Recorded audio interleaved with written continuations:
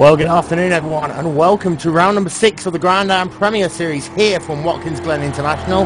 We have got ourselves an all-star commentary team today of Will Vincent, myself, Rob Sutherland, and Doyle Johnson.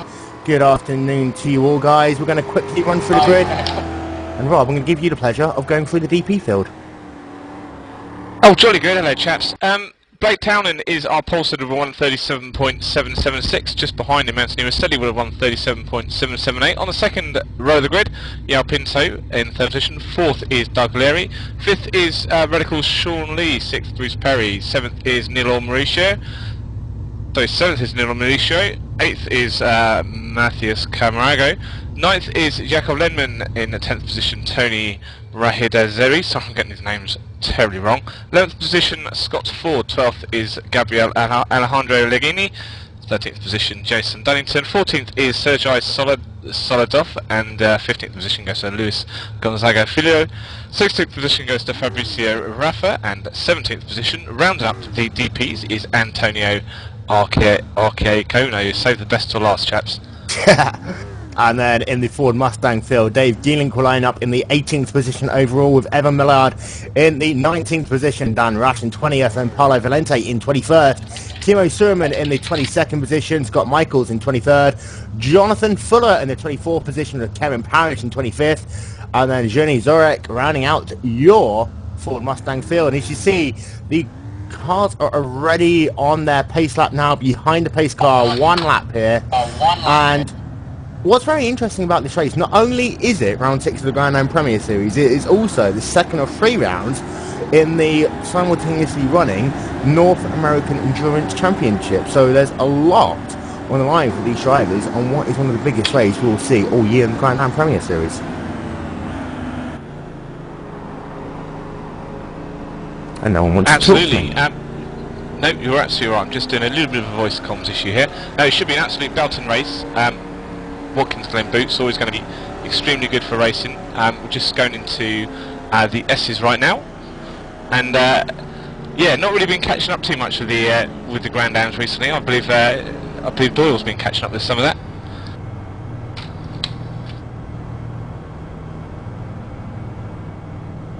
And I think Doyle has just disappeared. But he will be back momentarily. We have got ourselves here today a 2-hour race.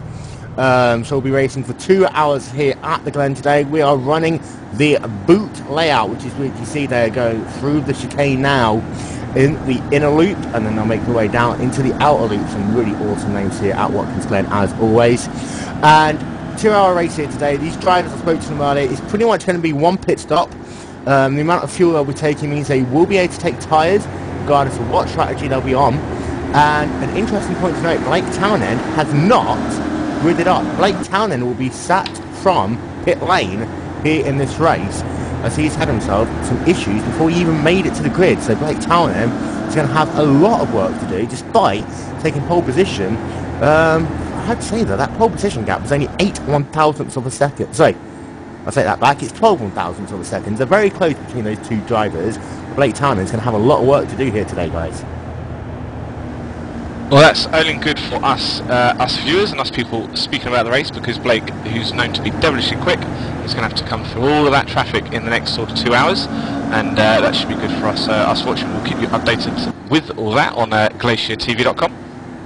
And don't forget, also, you can get in contact with us on Twitter. You can use the hashtag GlacierTV. We've also got ourselves some live timing and scoring today. For that, go to teamafterburn.com/Grand Am.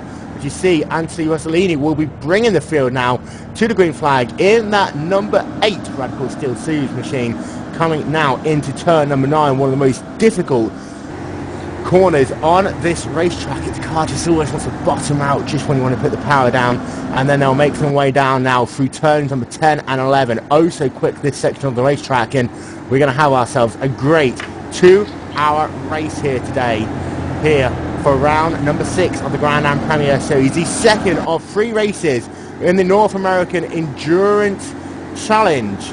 And the field bunching up nicely now. You'll see the pace car will make that turn down to the right hand side, down towards pit lane, and Anthony Rosselli will be the only driver on the front row as the green flag is in the air.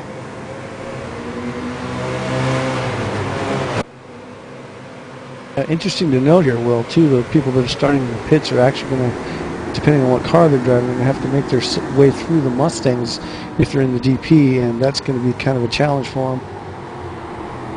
As they come up the hill for the first time, pretty much everyone has managed to get themselves single file. This is the fastest part of the racetrack as they come down through the chicane for the first time. We see the Mustangs there fighting for position a little bit further ahead. But as the cars are now coming down into the chicane, you have Doug Leary there, who's making a bold move on Jalapeno as they came down into the chicane, now down into the outer loop, turn number 5. But for the moment, everyone has been able to get themselves okay for the moment. We haven't had ourselves any major incidents. As I say that, Blake Townend was diving through that as I saw a couple of drivers on the grass through the chicane.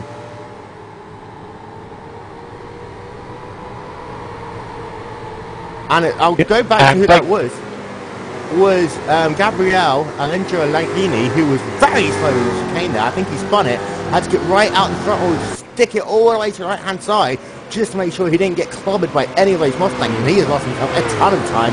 And Pete and a couple of drivers involved in incidents early on. There's a great battle going on for the Mustang lead, however.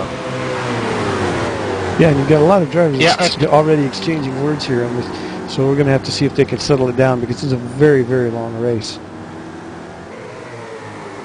Blake Townend, he is on the charge. He started this race, to say, from pit lane. He has already made himself a ton of positions, currently trying to work on Jason Donningham, who's currently sat in the 13th position in the DP field. Coming down to complete the first lap, your race leader is Anthony Rossellini from Jalapeno, Doug Leary in 3rd, John Lees in 4th, and look at Townend getting overtaken there by a couple of drivers as he comes down. I think he had to slow down a little bit, cutting the course just momentarily. And as he comes down into turn number 1, he is currently sat in the 11th position. So a great charge on that first lap by him. A little bit further back in the Mustang field, Dave Geeling is your race leader. Evan Maillard is sat in the 2nd position with Dan Russ in 3rd, Paolo Valente in 4th, and Scott Michaels rounding out your top 5.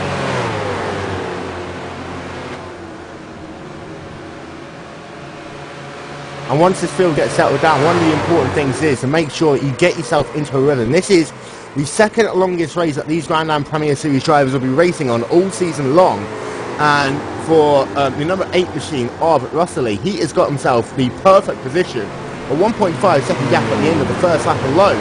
And what that means is he should be able to get himself some clean air, put away, and when he gets to start lapping those Mustangs, he will have himself the upper hand. And Doyle, that is going to be important as this race wears on, because you really want to get the momentum once you start lapping those slower Mustangs.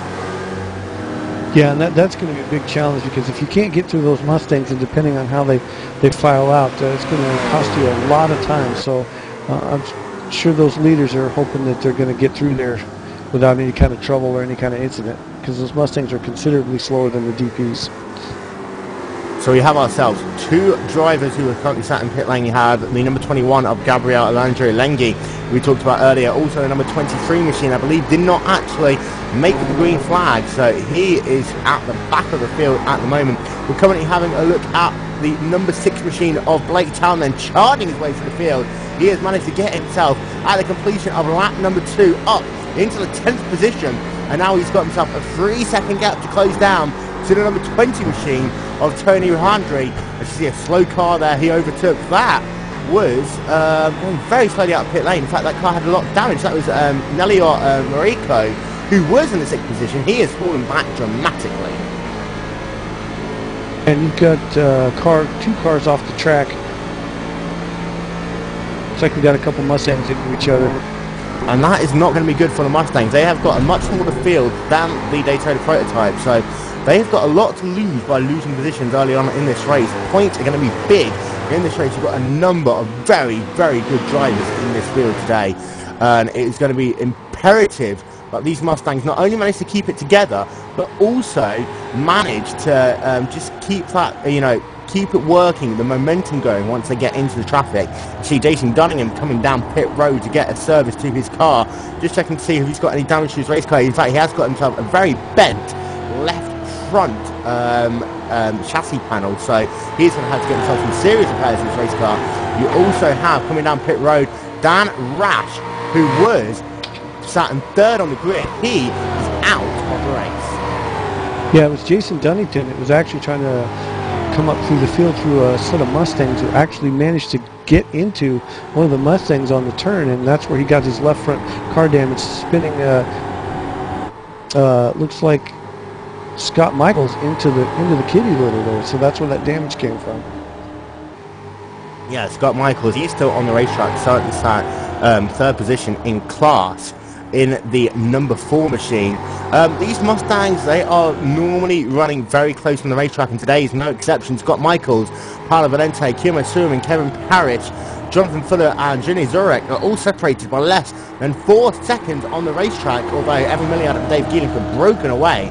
That is going to be a great battle for the race lead between Milliard and Dave Geeling in the number 2 and 3 machines respectively. They are separated by less than a second on the racetrack. However, in the Daytona Prototype class, Anthony Rossley is a full 2.5 seconds now ahead of João Pinot, who did a sterling job at Road America just last week in the number 9 machine. Pinot is currently 2.5 seconds behind Rossley in the DP battle for the lead. Yeah, and you see Dave Gelnick and Evan Mallard really putting on a race there. It looks like Evan Mallard's really kind of putting on a charge, but this is a long race, so I have a feeling he's just trying to keep him within striking distance around the corners, but they've really pulled the gap out on the next racer, probably almost 4 or 5 tenths of a second there.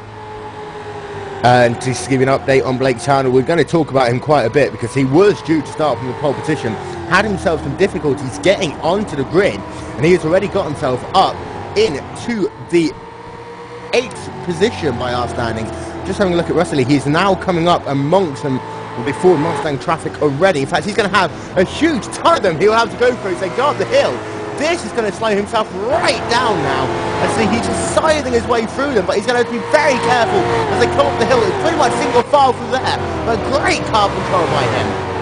And as they come down to the chicane, it looks as though, thankfully, he's going to get himself all of them cleared, that bunch, before he comes into the chicane, so he won't lose any more time as he goes through them. But now João Pinot is going to have to do the same thing again, but in the slowest section of the racetrack. As you see there, he's lost a bit of time in the chicane, and as you get yourself into this part of the race, and you'll be doing this all race long, you really need to be careful that A, you don't overdrive the car and force yourself into a mistake, but B, that you don't lose too much time behind the Mustangs, even though of course they are entitled to run their own racing line.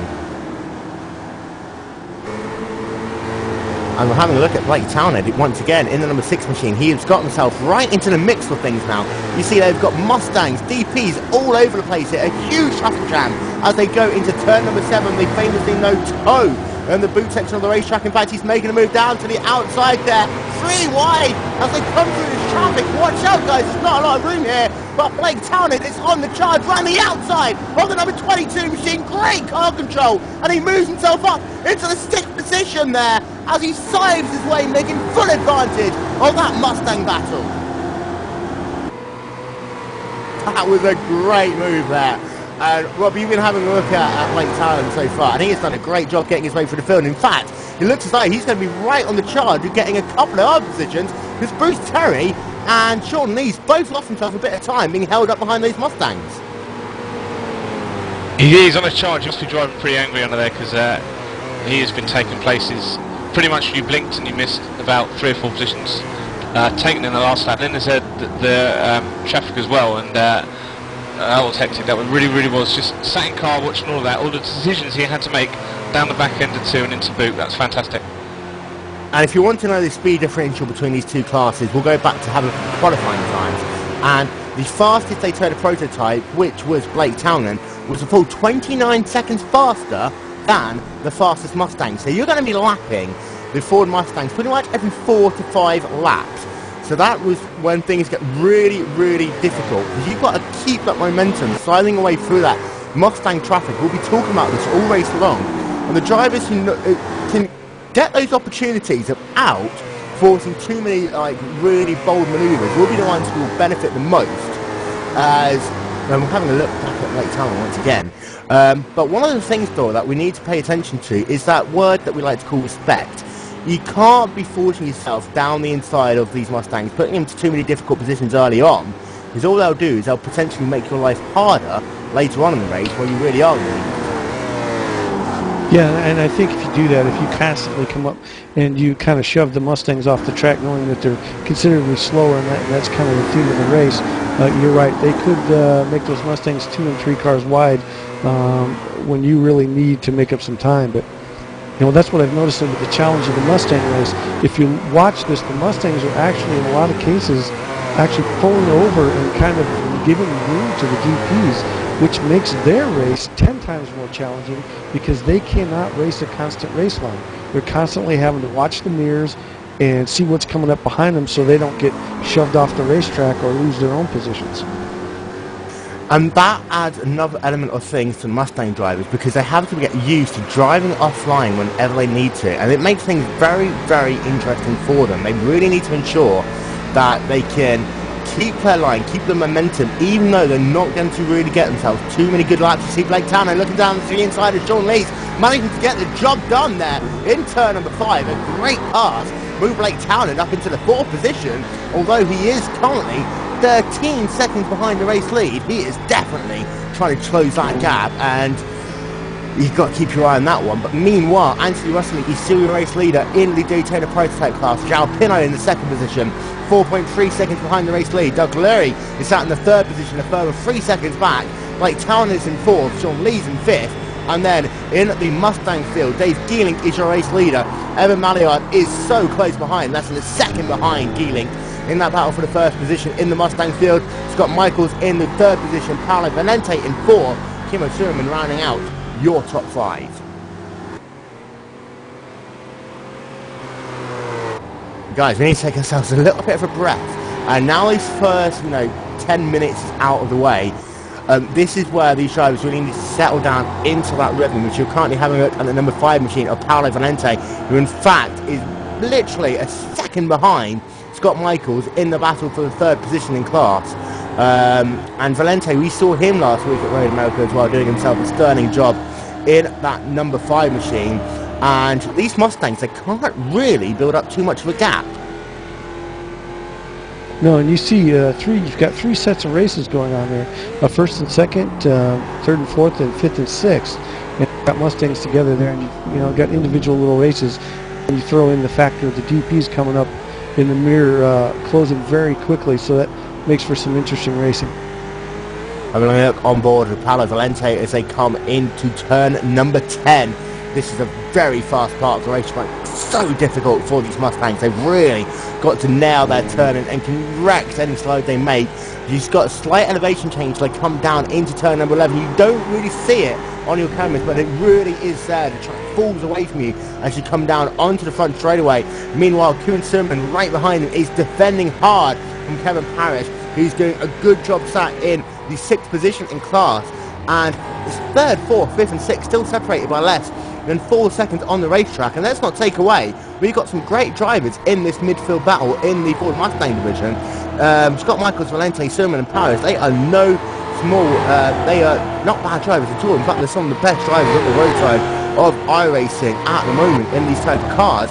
And you can really see the competitive nature. You see Parrish there, he's going to get himself a good draft, but not quite close enough. Sirman is managed to eke out a little bit of gap there as they come down into the chicane. And as you look at the cars, you can see some of the cars are set up a little differently. There's some that seem to be quite a bit faster on the straights than they are in the corners, and you're seeing, some drivers pull away in the corners and then close the gap in the straights. So it's going to be interesting to see what kind of passing we see on the Mustangs, because so far in this race we've really not seen a lot of position changes on the Mustang side. And we have seen a lot of passes and bold maneuvers in the Daytona prototype side. However, just to give you an update, your race retirements, well, we'd say retirements, they are still technically in the race.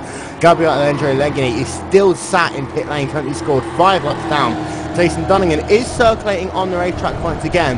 He is sat in the 24th position overall, 4 laps down, and he almost got run over there by Blake Townend as they came down into turn number 7. That was so close between those two drivers.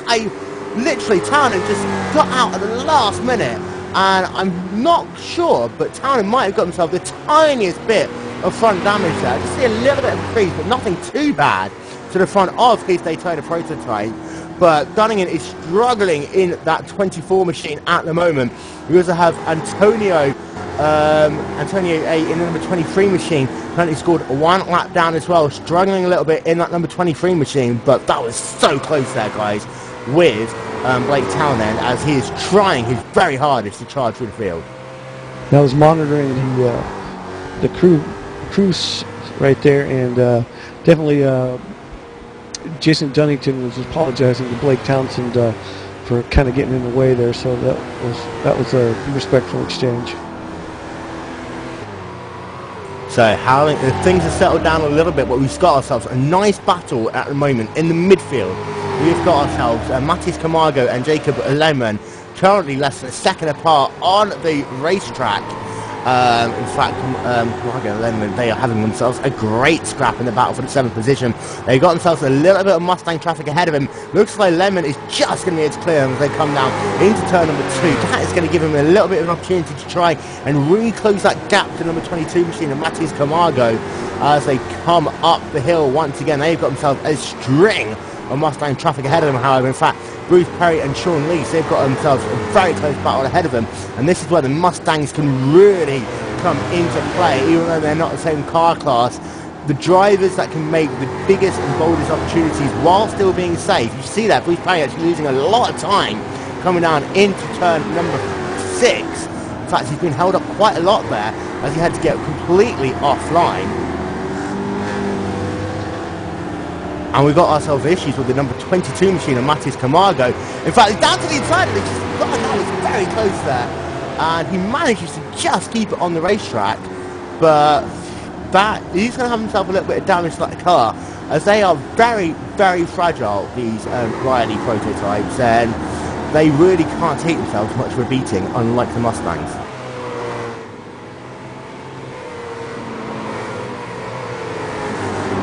Yeah, there you see it. Look at the pilot. Look at the Mustangs kind of trying to go wide and trying to stay out of the way when they're trying to get lapped, and that is definitely affecting their race. And you're correct. They have to learn to run online and offline as well as the DPs. But you know, that's kind of the excitement is the DP drivers knowing when to accelerate and when they're going to have to brake and not get in the middle of the Mustangs. And we'll keep an eye on the number 6 machine of Blake Townend. He's lost himself about 2 seconds over the last 5 laps or so. Managed to charge himself up into the 4th position. Not being able to make any headway to your race leader, Anthony Rossley, in the meantime, however. He is closing, though, on Doug Lurie in the battle for the 3rd position. That gap is now down to 2.4 seconds between those two drivers. Doug Lurie's last lap time was a 1 minute 43.607. Blake Townend, a 1 minute 41.856. In fact, having a look through Blake Townend's lap times, that was actually 2 seconds slower than what he'd done previously. His first lap time was a 1 minute 39.218 to date. There's a good example of what can happen during these exchanges when we get to traffic. Dave Gillick has really opened up a little bit of a gap on Evan Mallard, who's been on his bumper the entire race.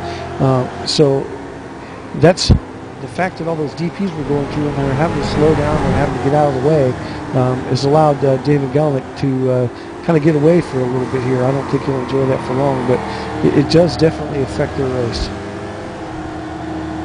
And yeah, I completely agree. I always talk about in these races, the biggest thing that you have to think about is the word momentum. And you will not be able to keep the same momentum the entire 2 hours of this race. You've got to be very careful, because things will happen every lap which you have to adapt to. And the drivers like Grossley currently sat in the race lead who can adapt to these lap by lap changes, not only with their own car, but everything that's happening around the racetrack with them, will be the ones who manage to make up the biggest advantage. One of the things that I was also talking to some drivers about is that you can actually save yourself a little bit of fuel as you manage to get yourself through this traffic. In fact, one driver talked to me earlier on today and said that he managed to save himself 2 laps of fuel in an 80-minute practice race early on this week, just by the way he managed to navigate his car through traffic, rather than just diving down wherever there's a gap, just like getting off the throttle a bit and gliding the car through some of these corners.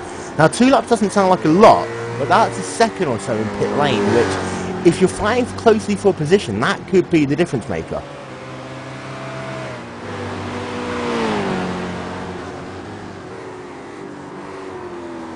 So just to run through your top 5 once again, Anthony Rossley is still a race leader. The gap between himself and Gerald Pinot now up to 8.3 seconds on the racetrack in the DP class. Doug Larry's in 3rd, Blake Townend in 4th. Sean Lees is in the 5th position. Blake Townend, however, has closed that gap to 3rd, down now to less than 2 seconds as they're coming down into the final corner once again. Very quickly, your Ford Mustang field.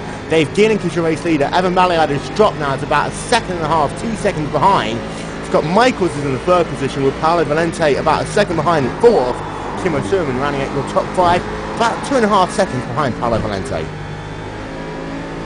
Yeah, and in the Mustang classes, you're not seeing a whole lot of position changes. Everybody's kind of lined up and running the race. I think everybody realizes this is a long race. It's a survival race, so get through there and try to set yourself up maybe with some pit strategies and see how those work out. But you're seeing the field in the Mustangs kind of spread out a little bit, just like you are in the DPs. It seems like most of the racing is happening when they actually come together and bunch up on the track. So we're currently looking at the battle for the 3rd position in the Daytona Prototype class, one of the closest battles we have on the racetrack at the moment, as we have ourselves another retirement. That is Luis Gonzalo Filo, who was in the number 11 machine, now out of the race in the Daytona Prototype field, so that is going to be a difficult day for him. That gap, however, between Townend and Leary is now down to about 1 second as they come down into turn number 8, the heel turn. And this is the part of the racetrack I personally hate so much. Coming up here, you've got to get yourself a good drive, move the car to the right-hand side, brake as late as possible, but not too late as you come up the hill. You can't let the hill settle down before you brake, and then you get yourself a nice exit out of turn number 9, glide the car to the left-hand side as you come into turn number 10, just a little bit of a tap on the brakes for these drivers, then bring it all the way to the left-hand side, brake as late as possible into turn number 11, down the front straightaway underneath the sprint bridge. And Townend has closed that gap now down to about half a second, and they've got themselves just one driver in the Mustangs to get through, and that should be easy traffic for both of them. Yeah, and on the Mustang side, you've got Scott Michaels and Jonathan Fuller, it looks like. So I'm going to have to interrupt you there, Doyle. Blake Townend, he has closed that gap. In fact, as they come down into the chicane, this is going to be, in fact, you see Larry there just giving him the position. He knows how much faster Townend has been in qualifying, and by closing up to him, he thought that it would just be quicker for them both to just move out of the way, let Townend go ahead, and then just tuck in behind him, rather than trying to fight for position, knowing that by doing so, he'll be losing himself more time. So that was a good strategic driving there by Doug Larry in the number 7 machine. Yeah, and this early in the race, it's only a lap 11, so you know there really isn't a whole lot to be gained right now by doing that. Yeah, so P3, 2 wide as they come down into turn number 8. 3 wide just as the DP's come there. It's going to be the last of the late breakers. Paolo Valente's on the right-hand side. Scott Michaels on the left-hand side. Valente managing to get the job done. Yes, he does, hopefully. But Scott Michaels won't be able to get a cut under on him. You see there, Valente just a little bit of over-defensive driving there. They've got themselves on the outside. I believe that is Blake Townend just driving around the outside of them. But Paolo Valente there taking away 3rd position in the Mustang classes, and that was a great move down into turn number 8. And Rob, that is a place where you really have to commit, because you always want to brake later than you think you should, but if you brake just a little bit too late, you lose so much time as you go off into the so-called kitty litter on the exit of the corner.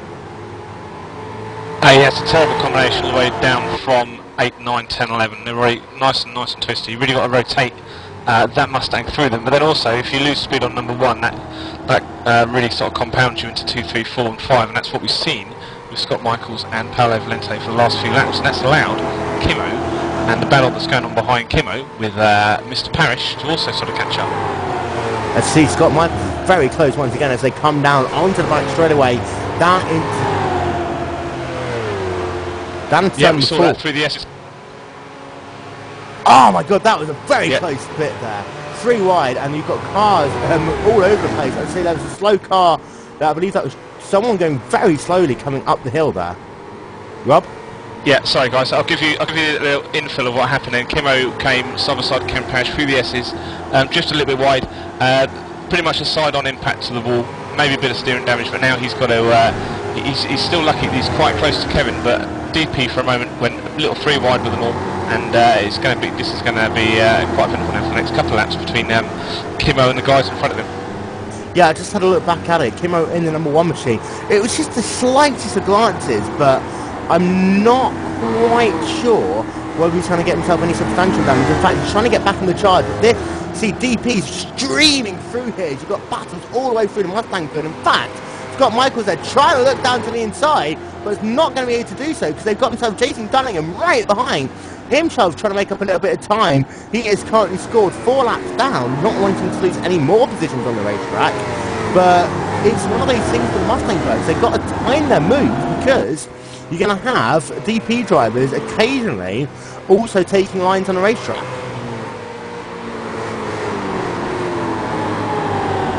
Yeah, I think that's probably one of the most exciting things about this type of racing is you've got that kind of situation. Anytime you combine a really fast car with a fairly slow car, the dynamics of that racing environment is really great because, you know, you can't just go wide open and lead the pack all over the place because you're always going to be in traffic and always going to be coming up on a car that is running at a different pace than you're running. So that's, you know, that's a big part of the excitement for these races.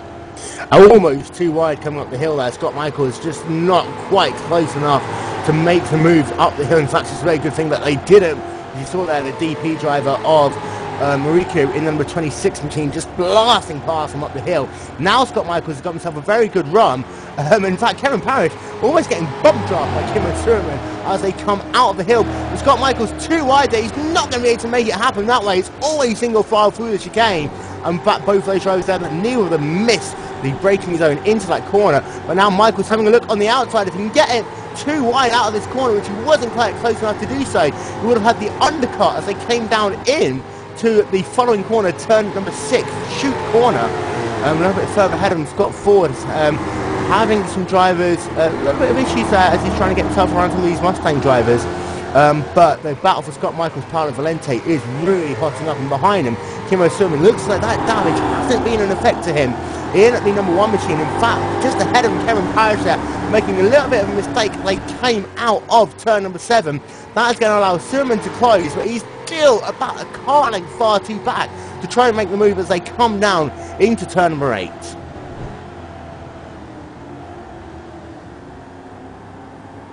And there you saw the effect of the DP drivers coming through the Mustangs.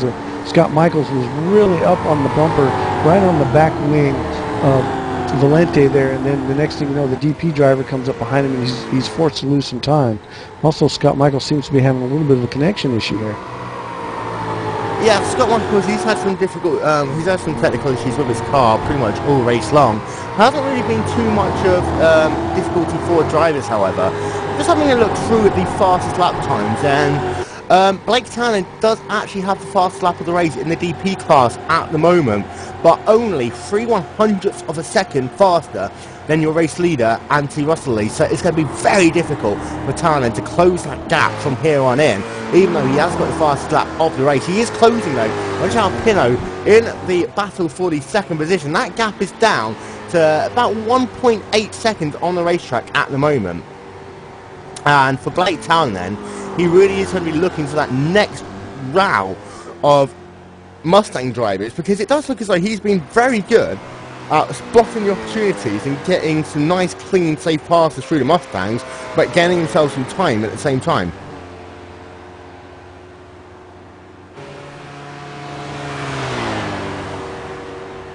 So we're about 30 minutes in now, about quarter distance in to round number 6 of the Grand Am Premier Series here on Glacier TV. We are showing here today the Grand Am Premier Series round number 6, also round number 2 of the North American Endurance Challenge, round 2 of a 3-race series which will conclude next week at the Indianapolis Motor Speedway's bike layout. So we'll be doing 90 minutes there, same time, same place, 4 PM GMT on Glacier TV. Meanwhile, we're here today. Anthony Russell is still your race leader. Jared Peno is sat in 2nd position. Blake Townend in 3rd. Doug Leary in 4th. And Sean Lee's 5th in the Daytona Prototype class. And then in the Ford Mustang field, Dave Geelink is in 1st. Evan Maillard in 2nd. Paolo Valente in 3rd. Scott Michaels in 4th. And Karen Parrish in the 5th position.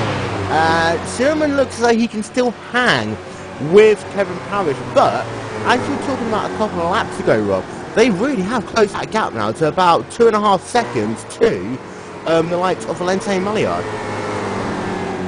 You remember with these Mustangs, if you have a little bit of a ding, like we saw, I think at Skip Barber earlier in the year with Scott Michaels, where he had terrific damage to his Mustang. He was able to drive on the pace or a few seconds off the pace for pretty much the rest of the race, or however long that race he was still running for, and it was purely the fact that he found out how to drive around the problems with his car. And we've seen this with the TFR Super Cup as well, that when Kimmo has an accident, has an incident, which doesn't happen often for him, he can really drive around the problems he has. Yeah, and Kimmo, we've seen in so many of these mixed class races, he has been so good. Currently having a look at Scott Michaels in the number 4 machine, still embroiled in that battle with Paolo Valente. And it looks so he's not going to be close enough to make the move into the chicane. And that is one of the difficult things on this racetrack. I can understand the purpose of the chicane, but in these type of cars, you can't really, especially in the Mustangs, make too bold a move into the chicane, because you've got to get that turning angle, and the way you need to turn that car, it really is only one line coming into that chicane. But it's like any single make stuff that you see racing around. It's not always about the raw pace. It's about setting them up for 2-3 corners time. And these cars, they race like you're in treacle. They're really so slow. You really got to sort of set things up, and that's what this guy's doing. And that's what the chicane does. It allows you to manage to close up, and eventually you'll give yourself an opportunity to get inside. Like now he is. Scott Michaels is down to the inside as they come down into turn number 8. It is going to be a case of last late breakers once again. Scott Michaels looking down to the inside. Paolo Valente on the outside. 2 wides they go through turn number 8. Valente is not going to be trying to do the undercut as they come down into turn number 9. He was close, but not quite close enough there as Michaels manages to take 3rd position away once again from Paolo Valente. A great drive there between the number 5 machine of Valente and the 4 of Scott Michaels. And Kevin Parrish and Kieran Surman, they are just licking their lips every time those two try and change position, because what it does is enables that 2-car battle to become a 4-car battle each and every time they try and do so. A little bit further ahead, we are having a look at the number 6 machine of Blake Townend. Remember, Townend started this race on pit lane after not being able to get himself to the grid. He now is all the way up into the 3rd position, just 3 seconds behind João Pinto. Lost himself a little bit of time that last lap as he was making his way through traffic, but he is so mighty as they go through the bus stop chicane. And Rob, remember back at Daytona we talked about the same thing. Townend is so good flicking that car through those flat chicane sections like those at bus stop at Daytona. Yeah, accuracy, composure, but also a hint of aggression as well. We know that Blake is quite an aggressive driver when he really wants to get his head down, and I think that's what will separate these two drivers when they start to get closer and closer, especially when they come through traffic. But yeah, absolutely accurate driver, especially in these Rileys, because he's so good at manipulating the rear end of this vehicle where he needs to.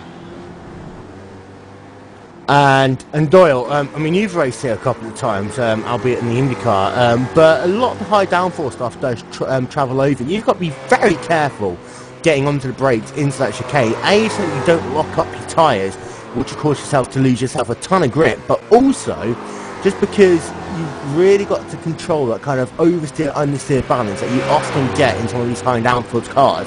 Even though there's a ton of grip, they really are at a very fine line, and you've really got to manage that, especially as those tyres start wearing out.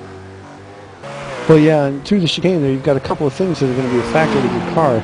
You've got the massive weight transfer going from left to right in a quick motion and real quickly. But then you've also got the rumble strips that come into play right there, getting onto those, and that actually can make you lose traction in certain parts. So you have to be very careful that you're not going through there on the brakes or going through there too fast. You'll definitely find yourself spinning through the grass on that. A lot of control needed for that chicane. And last time by, Blake Townend did a 1 minute 39.549. João Pinto ahead of him, a 1 minute 39.748. So 0.2 of a second eked out in that last lap alone. Having a look to see when the next lot of Mustangs are, they are about halfway around the racetrack. So these guys are going to have a nice tete-on-tete battle for at least the next 2 laps or so. And then as Townend is likely to close, that is when they're going to catch the Mustangs, which will add another dimension into this battle. A little bit further back, we were talking about the battle between Matis Camargo and Nelio Machino earlier on in this race. That has settled down. In fact, that midfield 8 through 10th position, they have all kind of got themselves about 2.5 seconds of clean air between them. As is the case for the majority of the DP field now, they're pretty much all in clean air, pretty much running by themselves, with the exception of the closing battle for the battle for the second position. In the Ford Mustang battle, however, it is completely different. Although Evan Milliard has dropped back now to about 4 seconds behind Dave Geelink, Scott Michaels, Paolo Valente, Kevin Parrish and Kevin Surman all still separated by about 5.5 seconds on the racetrack. Scott Michaels, in fact, managed to pull out a little bit of a gap. Like last time by, you saw so close there between Paolo Valente and Fabrizio Raffa. There was inches between Raffa and Valente as they came out of turn number 6, and that was some very heads-up driving by both drivers involved in that. But that Valente-Parrish-Surman battle, that is not going to go away anytime soon. And in fact, guys, I think that is going to probably come down to who gets the best pit stop, and in turn, who's probably going to be able to get the best fuel mileage out of these cars. Because in these cars, fuel mileage does come into play, and we've seen before, Valente and Surman especially can get some very good mileage out of these Ford Mustangs. Yeah, and as you can see through there... I think Rob just wanted to make a loud noise there. What's going on, Rob? Maybe so. Oh, no, absolutely. I think we're sat on board on the roll bar of Kevin Parrish at the moment. Every time he gets as close to Paolo as possible, on the back of Paolo's skin there's a wicked little thing on the right-hand side of his car. And it's just completely irrelevant, but I love it. So, random facts of the day, number 1, brought to you by Rob Southern. Tune in 15 minutes from the next one, here on Glacier TV. Now we have while that was happening, you know, like Kevin Parrish and Paolo Valente, and now the big battle, Mr. Michaels has managed to pull ahead considerably even through all the lap traffic, so we're going to see how long this, but it looks to me like Valente is constantly getting under pressure. He might be slowing a little bit here. I'm not sure exactly why he wasn't able to keep up with, after that great battle with Scott Michaels, he wasn't able to keep up, and now he's under pressure from the back. I'll tell you what. I think I can answer that. Go on. I think some traffic sort of scared them apart, really. So he's had to fall into the clutches a little bit. And that is one of the things, when you're racing so close together and you've got lap traffic all around, that margin for error just goes down so much, because normally if you just lock up a brake a little bit, you can move to the left hand side, move to the right hand side to avoid running into the car ahead. If you've got yourself the other car class screaming down in that same direction, you have absolutely nowhere to go. And remember, these drivers have still got themselves about an hour and 20 minutes of this race left to go. Blake Townend is making that move, on number 6 machine. He's looking down to the inside, not quite close enough there as they came down into turn number 8, but it's very close to João Pinot. And we'll keep an eye on that battle on our screens momentarily. But very quickly, Rob, you've got to be very careful, and I think that's what some of these Mustang drivers are doing now, just getting themselves beyond that first pit stop, and then they'll resume those close battles. Well, yeah, but come on, let's not care about being careful at the moment, because Pinot and Townend are absolutely on it. They've caught up, and now the fight is underway. The fight is underway, and they've got to be careful. Is he looking down to the inside of turn number 1? He saw Pinot just move at the last minute there. Almost, I think that's a bit of a defensive move there to unsight Blake a little bit, but Blake has got himself a great drive as they're coming up the hill. Is he going to consider going too wide? Is he just trying to get himself a nice draft coming off the corner? They've got themselves a Ford Mustang ahead of them, nicely holding himself to the right-hand side line there. But Townend, I think he should wait until turn 8 again. He's not going to be close enough to make the move down into the chicane, I don't think. In fact, he just pulls out to just get himself a bit of a draft out, so he can maximise his speed coming out of the chicane. Now as they come down into turn number 6, I think this is a section of the racetrack that Townend will really have the opportunity to try and make a move. In fact, he's got himself a good run looking down into turn number 6, and he makes the move. That was a great move there down into the inside line, and that came from absolutely nowhere. It's not messed around 1 minute. that the guy Yao's been sat there for the entire race doing really, really good times, really sort of consistent pace, doing really well, and he's been sat there knowing that this guy that qualified pole position has been charging from the back of the pack all race long, and it's just like he comes up behind and it's like, okay, now he's in my mirrors, he's catching me ever so slowly. I got held up massively in the boot section by a load of Mustangs, and when's it going to happen, when's it going to happen? That has absolutely been in Yao's mind for the last 2-3 laps. And then Blake Town, it looked as though he wasn't going to make the move, and then he just thought, well, I can basically try and have the inside line, see if I can force Zhao out to the outside, and indeed he just managed to make that move work. And I think there a little bit was the kind of ruthless aggression that is known for Blake Town. He is a very safe driver, but he's known for making some big bold moves. And I think as soon as Pinot saw him going back to the inside, he thought, I better let this guy have it at it, because otherwise he's going to be on my rear bumper for a point until he can get past. Well, First 41, 42, 43 minutes. But he's been absolutely charging, hard charging. I don't think he's going to stop until he catches Rosselli. Right, so we're going to have ourselves our Twitter integration question for the day. We don't do this very often, but Rob is going to be looking at Twitter for portions of this afternoon. We'll be using the hashtag GlacierTV, and we want to know, will Blake Townend be able to catch Anthony Rosselli in the battle for the race lead?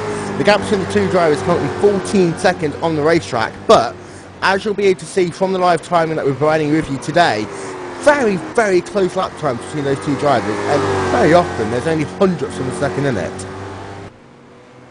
And Doyle, I'll come to you first. Do you think I'll be able to catch him? Actually, I think he will. I think you've got some pit stop situations coming up here. Got a little strategy, and the way he's been driving, very consistent, very clean. I think he's got a shot. Rob? Yeah, go Team England. Or UK and Ireland, as it now. Team UK and I. Well, out of interest,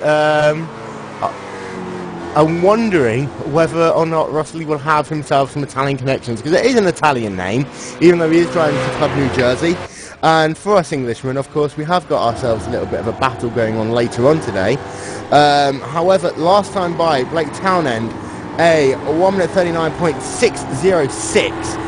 Anthony Rosselli, a 1 minute 39.557. So Rosselli, in fact, that time gained 4 100ths of a second over Blake Townend. But on this track, hundredths is nothing. Is when you manage to get yourself through the traffic. That is where you're going to gain yourself a lot of time at this track. And I think now these two drivers are going to have to take every opportunity presented to them.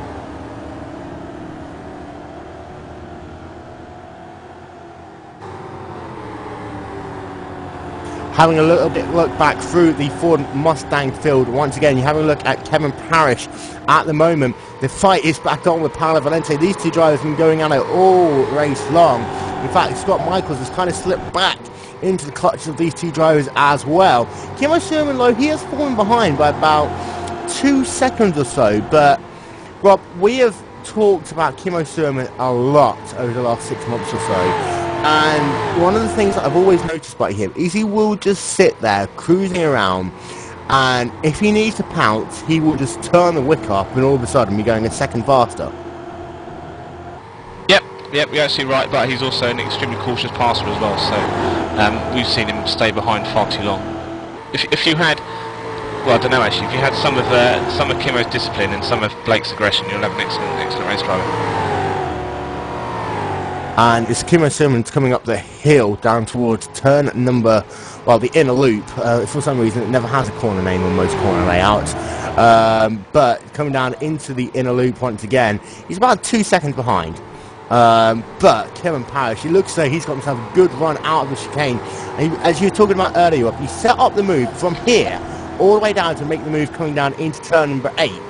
And this is where you've really got to start making those grounds. You see that just down to the outside goes Fabrizio Raffa, who's made himself some very bold moves. He's got himself the outside line, but so close there. And he's getting 2 wheels onto the grass just to be able to clear Scott Michaels. And I don't really think you can blame Raffa for that, because you could see he was coming on the outside line and Michaels just closed the gap. Yeah, I don't think he realized he was coming up that quickly right there. He was kind of looking at his Mustang pals. He threw an apology out on the race course as well for that. And what that did is I think that just might have fluttered Michaels a little bit. He's lost himself a little bit of time in the middle section of that lap, and he's allowed Valente to close by another 2 car lengths there, as they just got themselves put another lap down by Sergei Zlotov. Sergei, in fact, he's currently sat in the 9th position in the number 19 machine, but having a look at his car, he's got himself some very bad right rear damage to that spoiler area, and that really is going to be hurting the downforce on that car, which depends so much on that huge rear spoiler.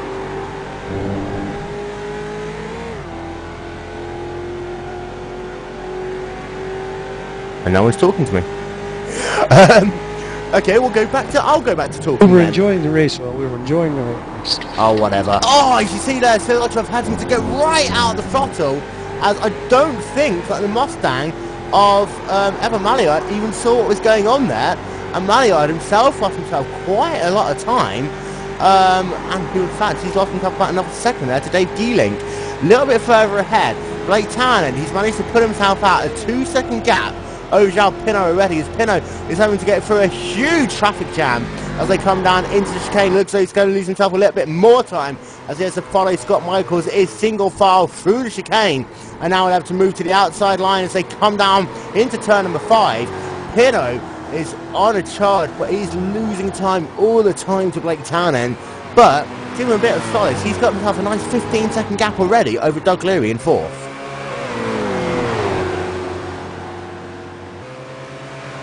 Yeah, one of the things you mentioned too well as I'm listening to the conversations on the track, there is a lot of respect between the drivers and a lot of communication, pass on the inside, going high, going low, which is something you don't always see in a lot of different types of racing. So it's fairly impressive how much respect all the drivers give each other, even though they're in different types of cars and maybe even different skill levels. So this is quite impressive. Sean Pinot just getting himself around Evan Maillard. Having a look at that race lead battle, I think Rossley, unless he makes a huge mistake, is at this point in time got the race in the bag, because I think that there's not much between himself and Townend, and even if Townend was to close at the rate that he's closed previously, it's always only ever been somewhere between, half a tenth to a tenth. And it's going to need a lot more than that if he's going to really make some inroads. So, for the moment, Rossley really is at the catbird seat in the number 8 machine. Blake Townend is in 2nd, João Pinot is in 3rd, Doug Leary in 4th, Sean Lee's in 5th. In your Ford Mustang field, it is Geeling from Maillard, from Michaels, from Valente, from Parrish. And having a look back once again, that is a great battle going on. Parrish, Valente, Surman and Michaels, not necessarily in that order, but Valente's caught Michaels a little bit more over these past couple of laps. Michaels needs to be careful, because he's going to come under some serious attack if he's not careful. He's in that number 4 machine, and he really needs to make sure that he keeps on pushing, because if Valente and Parrish catch up to him, he could lose himself 3-4 positions pretty easily. Yeah, and I think you're seeing what Rob said earlier, the car's getting scared apart by what's happening with the DP traffic, and I think you're seeing it, here right now. Scott Michaels and Paulo Valente, they're really first they're up against each other, and then some traffic, and they spread it out probably just to avoid any kind of incident. So that is by far the best battle we have in the Mustang field. And we are about 51-ish minutes into this race here today. And in the Mustang field, they have been, for the last 50 minutes, literally, neck to neck. Not been doing anything big to pull away, really. Michael was able to pull out about a 2.5-second gap. That has closed right down once again. As you see there, he can get a little bit offline there in that Ford Mustang. Valente is currently sat 4th in class, Kevin Parrish in 5th, Kieran Surman is in the 6th position. Jonathan Fuller is kind of in that no-man zone at the moment. He was able to hang on early on in the race in that number 13 machine, but he has kind of faded. In fact, he is about 15 seconds behind Kieran Surman. So for someone like Fuller, who's currently in that no-man's land, it kind of gets a bit disheartening at times. Yeah, he clearly is either trying hoping that he can catch up with a pit strategy, or somebody will make a mistake because he's just not driving at the same pace as the drivers up front.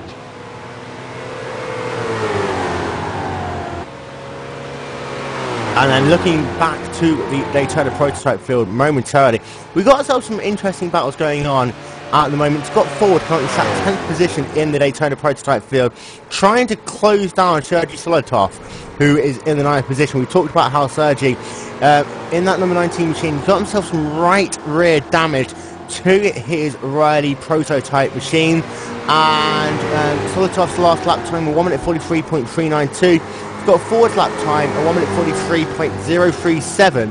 They closed down by 3/10 that previous lap as they come down to stripe again. It looks as though actually Ford has got himself a lot closer, and indeed closed 0.6 of a second that last lap.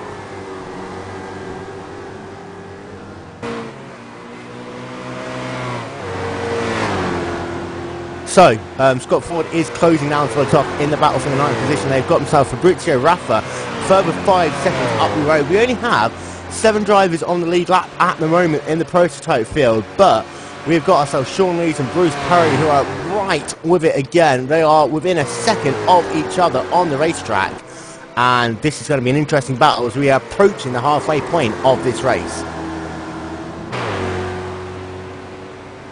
And if you take a look at the car of Scott Ford compared to Sergey Solotov, it looks like Scott Ford has an extreme advantage in the corners where, Solotov seems to be pulling away on the straight. So I'm not sure what the difference is in the setup of those two cars, but definitely Scott Ford is a little faster during the twisty parts.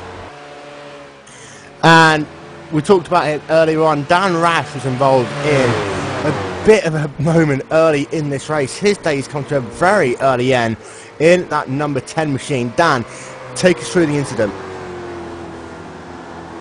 Well, it was only lap 2 of the race. It was really close battles up front. Obviously, I was a little bit behind the 1 and 2 spot, but the battle for third was going to be really close.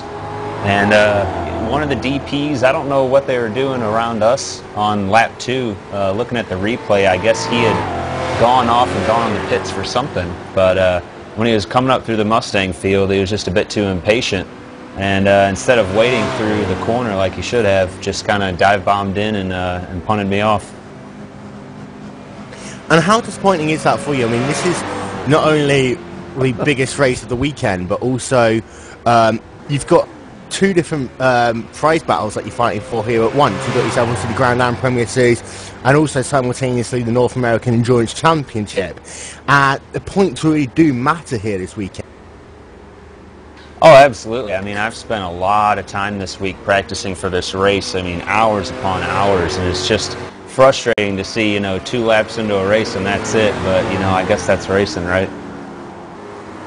Yeah, it is. And we're going to Indianapolis next week for the 3rd of the North American Endurance Championship races. And Indy, it's one of those racetracks where it is very, very technical. Are you looking forward to it in your Mustang, however? Absolutely. I've never done a race there before, so it should be very interesting. I'm going to have to practice twice as much next week if that's possible. Well, hopefully you'll make it past lap 2 next week, and very sad to see you out of the race because it would have been great to see you in the middle of that battle between Valente, Parrish, Silverman, etc. But we'll hopefully see you next week. Yep, thanks, Will. Meanwhile, when that was going on, we had ourselves a bit of a moment there between Valente and Parrish. Got himself a little bit too close for comfort. Kevin Parrish now has dropped himself about 5/10 of a second behind. Having a look at this car though, he's not got himself too much damage. These Ford Mustangs, Doyle, they are made out of some very strong stuff. Yeah, they're going to hold together a lot better than your DPs are. Their DPs are very fragile. The Ford Mustang can take a little bit of beating on the sheet metal on the outside, as long as you don't damage the suspension. And even with a little bit of suspension tweak, you can still get through here. But they're definitely a lot tougher than the other cars on the track. And what that's done is it's allowed that little bit of the field to spread out just a little bit as you're approaching the halfway mark. In fact, having a look at Parrish, he's dropped back to about, I don't know, almost 2 seconds behind Valente. In fact, Valente got himself very squarely there as they went through the chicane. That is going to allow Paris to close back up just a little bit. Doug Leary going on the outside to put those drivers one lap down once again. As you see there, Leary's having to take the opposite direction. He didn't realise that Valente is going to go all the way out to the wall. And that was very close to being a huge impact. In fact, we have some smoke down on the racetrack. That is Scott Ford. Scott Ford going very slowly on the racetrack. And he's trying to get that car off the racetrack. But once you get yourself some damage to that race car, it's so difficult to even bring it to a stop. And Scott Ford, who was sat in the 9th position, is out of the race. We'll just have a look back to see what happened to him. And in fact, he pretty much just outbraked himself by the look of it. Yeah, just really outbraked himself and just went right into the rear of João Pinot. So Pinot's got himself some rear damage to his car. He has, however, been able to keep on going. But Pinot really has got himself some big damage to that car. And having a look to see if he comes down pit lane, he does stay out, but the number 9 car of João Pinot's got himself some huge damage to that rear spoiler there. And he may not even realize how much is damaged. That may be why he decided to stay out there.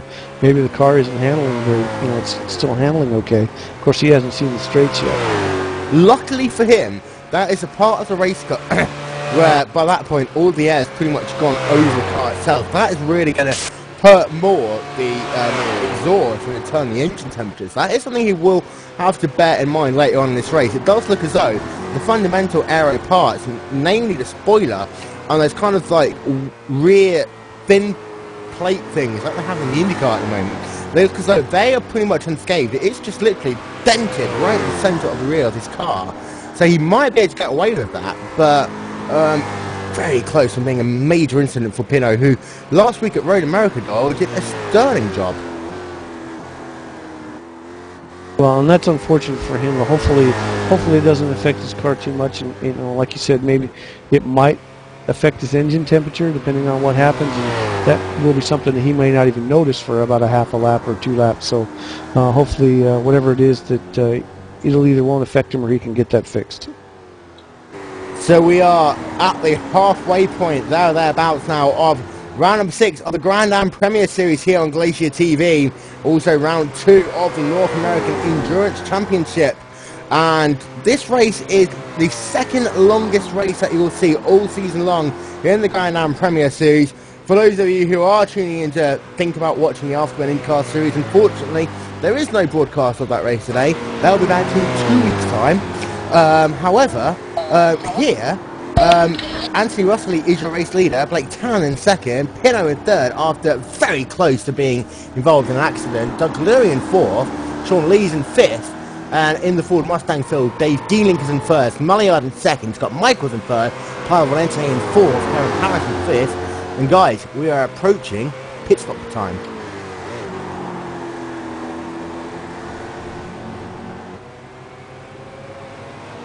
Silence. Well, and as you read through the field there, you did notice that Kevin Parrish did manage to get by Valente there during a lot of the mix-up in the DP field. So it looks like that battle's going to rage on. I don't think Valente's really liking that much.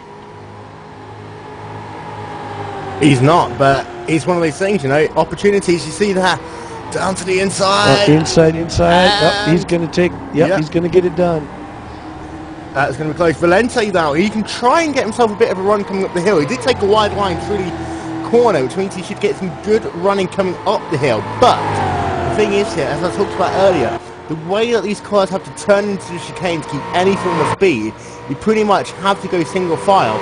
And even though Valente's got himself a huge run as he comes down, you'll see he'll look to the outside line, but he won't really be able to make a dive down to the inside, especially as Parrish is holding that middle groove perfectly there.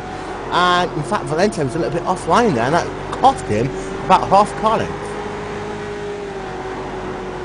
We are on board with Paolo Valente at the moment. You can just see the amount of steering angle he's having to use. He's being swamped there by Daytona Pointer. Oh my God, that was so close there with Russell and Kevin Parrish. There was less than a foot between those two drivers, and Rossi was taking every move that he could see, and that was almost very costly between them. Wow. And you can see from the in-car what they see when those DP drivers go flying by. incredible acceleration for the DPs compared to the Mustangs and the braking ability of the DP. So they're coming up in the rearview mirror really fast, and they'll brake in front of you really fast. And they can stop those cars much quicker than they can in the Mustangs. So that's something that those drivers have to be very aware of. Got some drivers down on pit road getting their service. Scott Ford is down on pit lane. Bruce Perry is coming down onto pit lane now to get himself some service. And Sergei Solotov is also down on pit lane at the moment. Bruce Perry just came in from the 6th position. He had closed right down to the rear of Sean Lees in the battle for the 5th position. However, now he's getting himself 4 fresh tyres, topping himself up with Sunoco race gas as he will come back out onto the racetrack in just a couple of moments' time. You see that the car's lowered down as he's got himself his tyres. Now he's accelerating 45 miles an hour is the speed limit here. In fact, that is very close. I think he might have just... very close to getting himself a speeding penalty there, because as he hit the line, he's in fact doing 48 miles an hour. He might be lucky and get away with that, but Bruce Perry very close to getting himself a speeding penalty. As Paolo Valente is also down to pit lane, and guys, with these pit stops, it's going to get very confusing, but Valente, you see there, they have to change 2 tyres at a time, unlike on the Daytona Prototype class, almost cocking that car like a dog as he sat in pit lane, that number 5 machine. He's also getting himself some fuel and tyres, and he'll be coming back out onto the racetrack momentarily. It kind of makes you wonder, is Kevin Parrish, who he's been racing with for quite a few laps, going to be able to take advantage of the fact that he pitted right there, and how much longer can Kevin Parrish stay out on the track, and Scott Michaels, and so it's going to be interesting to see if he's going to make up some time right here. And the thing is, there's 2 things that comes in here right now. Right now, Parrish has got himself a little bit of clean air, so he doesn't have to drive defensively. He can just, drive his own lines and move where he wants to. However, for Valente, the first lap out of the pit is going to be the fastest. Now, if Valente can really get himself into some clean air and nail all of his line in the next couple of laps or so, before Parrish comes into pit lane, he will get the advantage, and then it'll be down to Parrish to try and get back past Valente. However, if Rafa's out of gas. Pardon? I don't know what happened there, but he allowed everybody to pass him. Who was that, sorry? Bizio Rafa looked like he was having some severe trouble on the back. He is out of gas. Down into turn number 9. He's very... And the only thing that he's not going to be able to make it down to pit lane. He's only going 30 miles an hour. He's going to have to stop it there. And I was going to say, if he could have just gone up the hill, he would have been able to coast it all the way down toward pit lane. Because it is downhill from that point. But that is going to be very costly for Fabrizio Raffa. He's going to have to get himself a tow back to pit lane. That will cost him 2 minutes plus his service time. So he is going to be very close. Doug Leary's coming down to pit lane from the 3rd position. Joao Pinot has already pitted in that number 9 machine.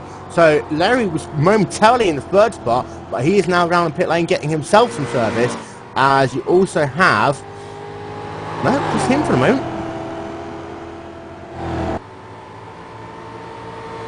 That's interesting that Paulo Valente decided to pit a good 2, 3, 4 laps ahead of the rest of the Mustang field. So I wonder what kind of strategy he's trying to build. Rob, what would you say about that?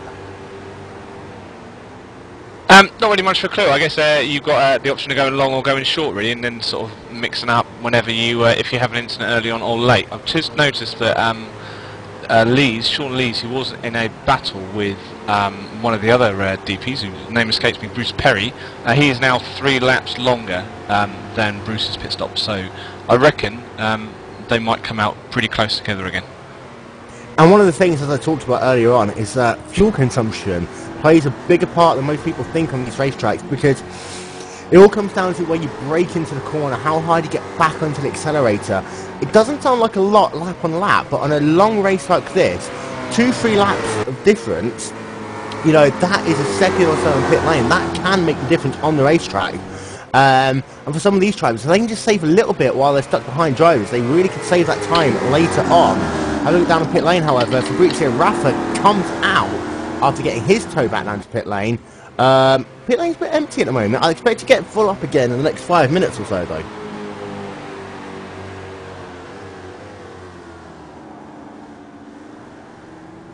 And one of the things as well is that some of these drivers, they always like to sometimes just set it to half, figure out the fuel mileage, set it to halfway, pit on the hour mark, and then do another hour's worth of driving. Some drivers just like to fill it all the way to the brim and then figure out how much fuel they need to win at the end of the race. And we've seen this so often in Grand Am Premier Series that these strategies really do play a big part. So the drivers coming later, let's not forget, they will be doing their first lap where their tyres are going to be at their best with less fuel in the car, which means they can get themselves a better outlap. As Lees is down into pit lane in the number 15 machine, so we'll keep an eye on him, see where he comes out in relation to Bruce Perry in the battle for what will essentially be the 5th position. He comes down into his pit box now in the number 15 machine. Bruce Perry, in the meanwhile, he is coming down into turn number 10, holding that nicely as they come down into turn number 11 now, down to the front straightaway. It looks as though Perry is going to be able to get the job done because Lees is just about going to come out of pit lane. It should be about now. Taking a little bit longer than I expected to, but Bruce Perry is breaking down into turn number 1. He's going to get the job done as Bruce Lees has only just come out of pit lane, and that was a good call there by Perry because not only does he get out ahead, but also, crucially, by about 4 seconds, which means Lees won't be able to get the draft.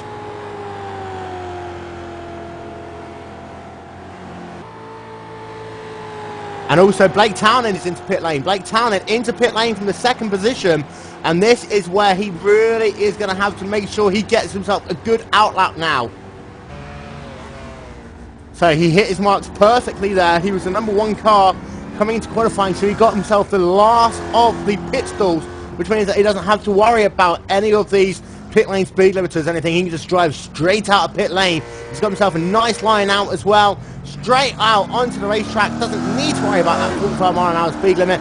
Coming out, hold itself to the right hand side there, almost clipped it, but perfectly timed there by Townend as he comes back out onto the racetrack, and he is just got himself some nice clean air. In fact, he's got himself a perfect opportunity to do that first lap on these fresh tyres, and this is going to be interesting for him now. And we've only got ourselves 2 drivers who haven't pitted.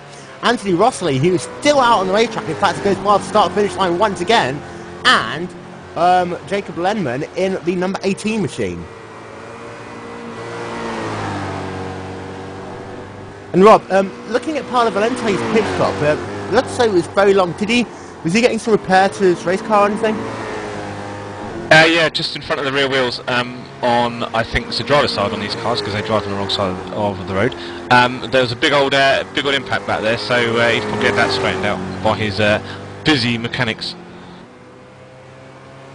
So what that does is it puts Valente behind, I believe, Kimmo Suerman as it all sorts himself out. In fact, yeah, Valente is about 8 seconds behind Kimmo Suerman, so he's lost himself a good 3 positions there on the racetrack. Kevin Parrish, he was...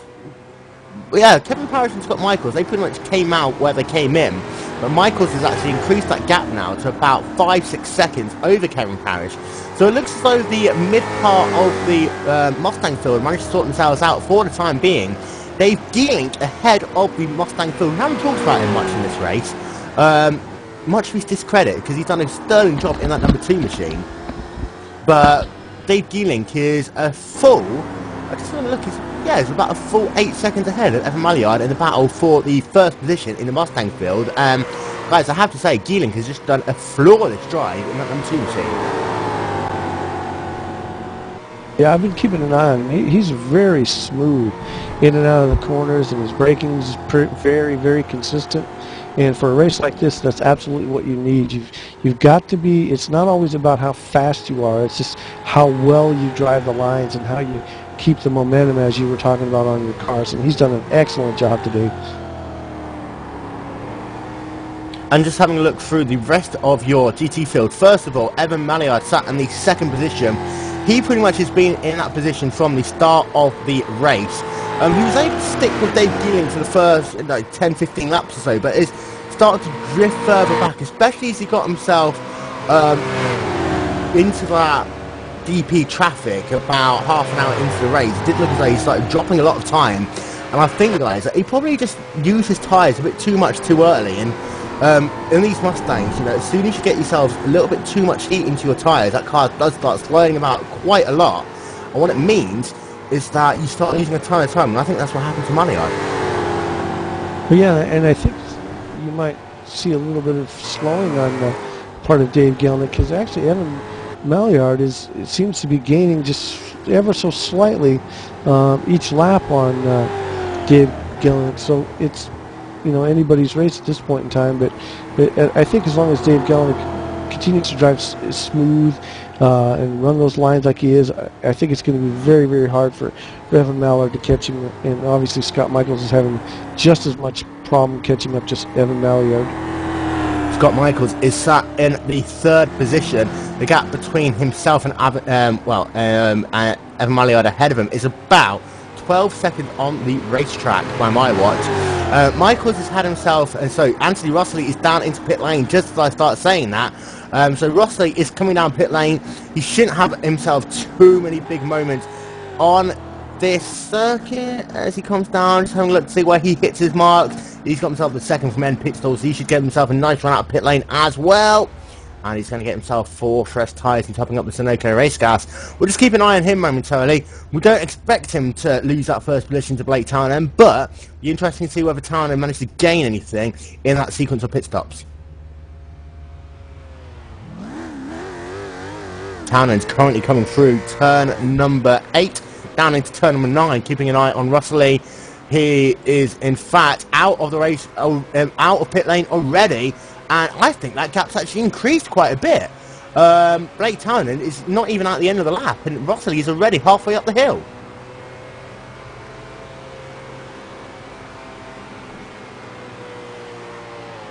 So Rossley there gained a ton of time in that sequence of pit stop, guys. This is what I was saying. It doesn't necessarily matter when you come in, so long as you can hit your marks constantly throughout a run. And for Rossley, it just looked as though he was able to keep that advantage and just grow it for the sequence of pit stops. And we've also got the number. So we've also got ourselves Jonathan Fuller down in pit lane. He was the last of the Mustangs who needed to come down into pit stops. And it looks as though he's going to stop himself nicely in his pit box as well. A bit slow coming in there in number 13 machine, but you really can't look up the brakes too much on these Ford Mustangs. And he is going to drop back behind Paolo Valente by the look of things. So that will move Valente back up just a little bit in that Ford Mustang field, up into the 5th position, into the 6th position even. But Valente, after having himself a great first part of the race, in that intense battle of Kevin Parrish, he really has lost out in that sequence of pit stop, guys. Yeah, and in the meantime, you've got something, you know, when Dave Gelnick and Evan Maillard both pit at the same time, Evan Maillard was actually able to make up quite a bit of ground during that pit stop. Of course, David Gelnick is still in front, but Evan Maillard could actually kind of see him a few times during the race on the racetrack now, so that may be a little bit of motivation that he needed to close that gap. Oh yeah, and once again, Geeling has just been driving perfectly in that number 2 machine. Maillard has tried so hard to close that gap back down to the race leader in the Ford Mustang field, but not being able to do so. And in fact, we're just having a look at it. Last time by, the gap between Dave Geeling and Evan Maillard was 1/1000th of a second between them. So let's not take anything away from Maillard either, because he really has tried his best to, you know, close that gap, and between them they really have not been able to stretch the lead out or lose any time at all.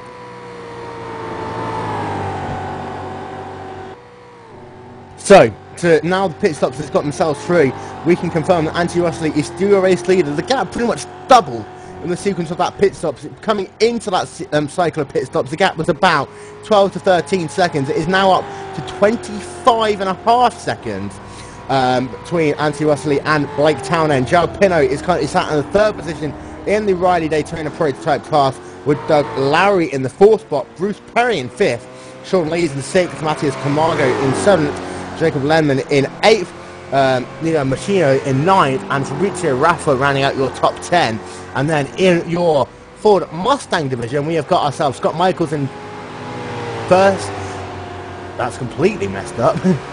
So we've got ourselves Dave Geeling in 1st, Evan Maillard in 2nd, Scott Michaels in 3rd, Kevin Parrish 4th, Timo Suma in 5th, Paolo Valente 6th, Jonathan Fuller in 7th, and Zdenek Zorek in 8th.